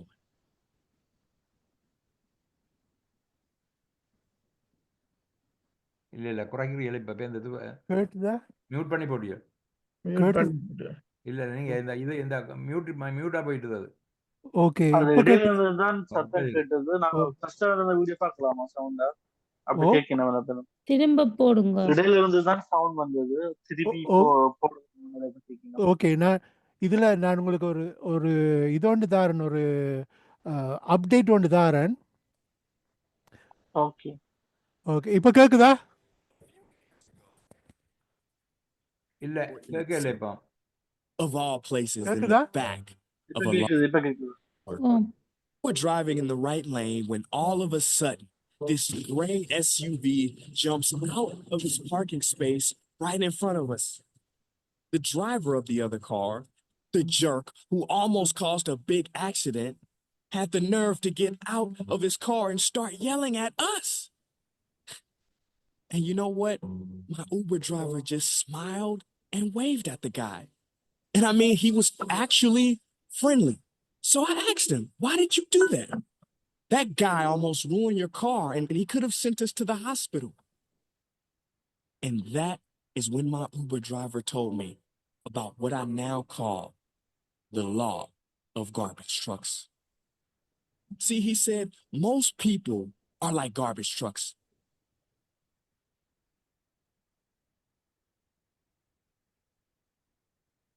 They run around full of garbage, full of frustration, full of anger, full of disappointment. As their garbage piles up, they need a place to dump it.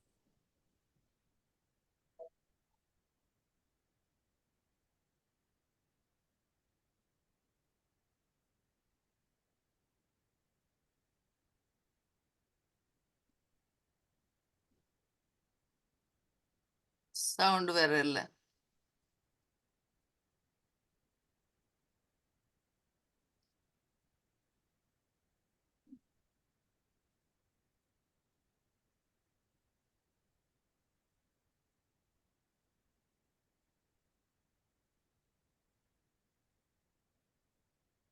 Sound வேறையில எனக்கு உங்களோட செட்டிங்ல ஏதோ போயிருக்கு.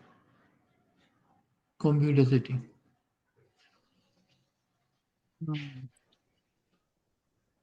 இது என்ன வீடியோன்னு சொன்னா நான் இது ஒரு சுருக்கமா சொல்றேன். இது என்ன நடக்குதுன்னு சொன்னா இவர் ஒரு ஊபர்ல கார்ல போறார். இந்த கார்ல போகக்குள்ள முன்னுக்கு பார்த்தா ஒருத்தன் மடத்தனமா ஓடிக்கொண்டு வந்து அவன் அந்த காரை அடிச்சு ஒரு ஆக்சிடென்ட் படுற மாதிரி ஒரு நிலைமையில கொண்டாந்து விடுறான்.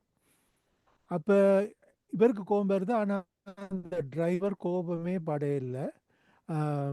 ஆக்சிடென்ட் இந்த காரை பிள்ளைய ஓட்டுனவர் வந்து கண்டபடி சத்தம் போட்டு உங்களை தான் பிள்ளைன்னு சொல்லி இவருக்கு சொல்றார், இந்த டிரைவருக்கு சொல்றார்.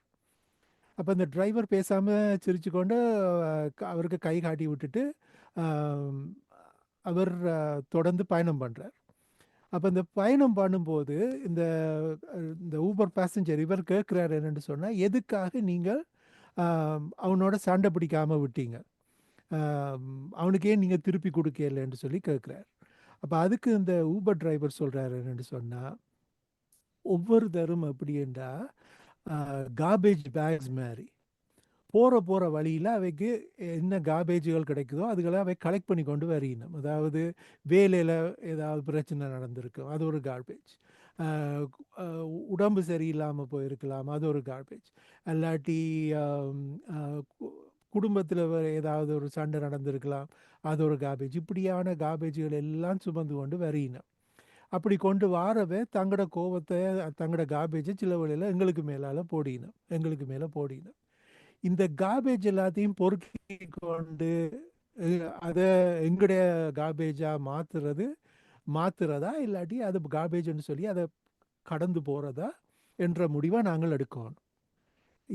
இந்த கார்பேஜ் அடுத்தவண்ட கார்பேஜ் எனக்கு வேண்டாம் என்று சொல்லி நாங்கள் முடிவெடுக்கிறோம் என்று சொன்னால் சிறப்பாக நாங்கள் கோபத்தை மேலாண்மை செய்தவர்களாக மாறுறோம் என்று சொல்லி சொல்கிறார். அதுதான் அவர் சொல்ல வர்றார்.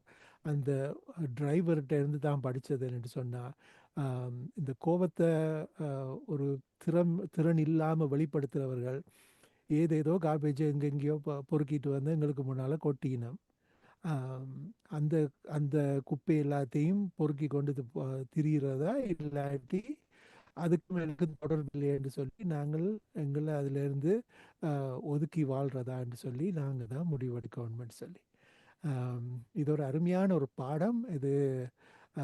இதில் இந்த வீடியோ எனக்கு பல வகையில் உதவி இருக்குது. கோபத்தை நாங்கள் வெளிப்படுத்த பழகிற அதே நேரத்தில் அடுத்த வேண்ட கோபங்களையும் அடுத்த வேண்ட குப்பைகளையும் நாங்கள் எங்களுடையது ஆக்காமல் இருக்கிறது இன்னும் சிறப்பு. நன்றி. நன்றி ஜூட். இப்போ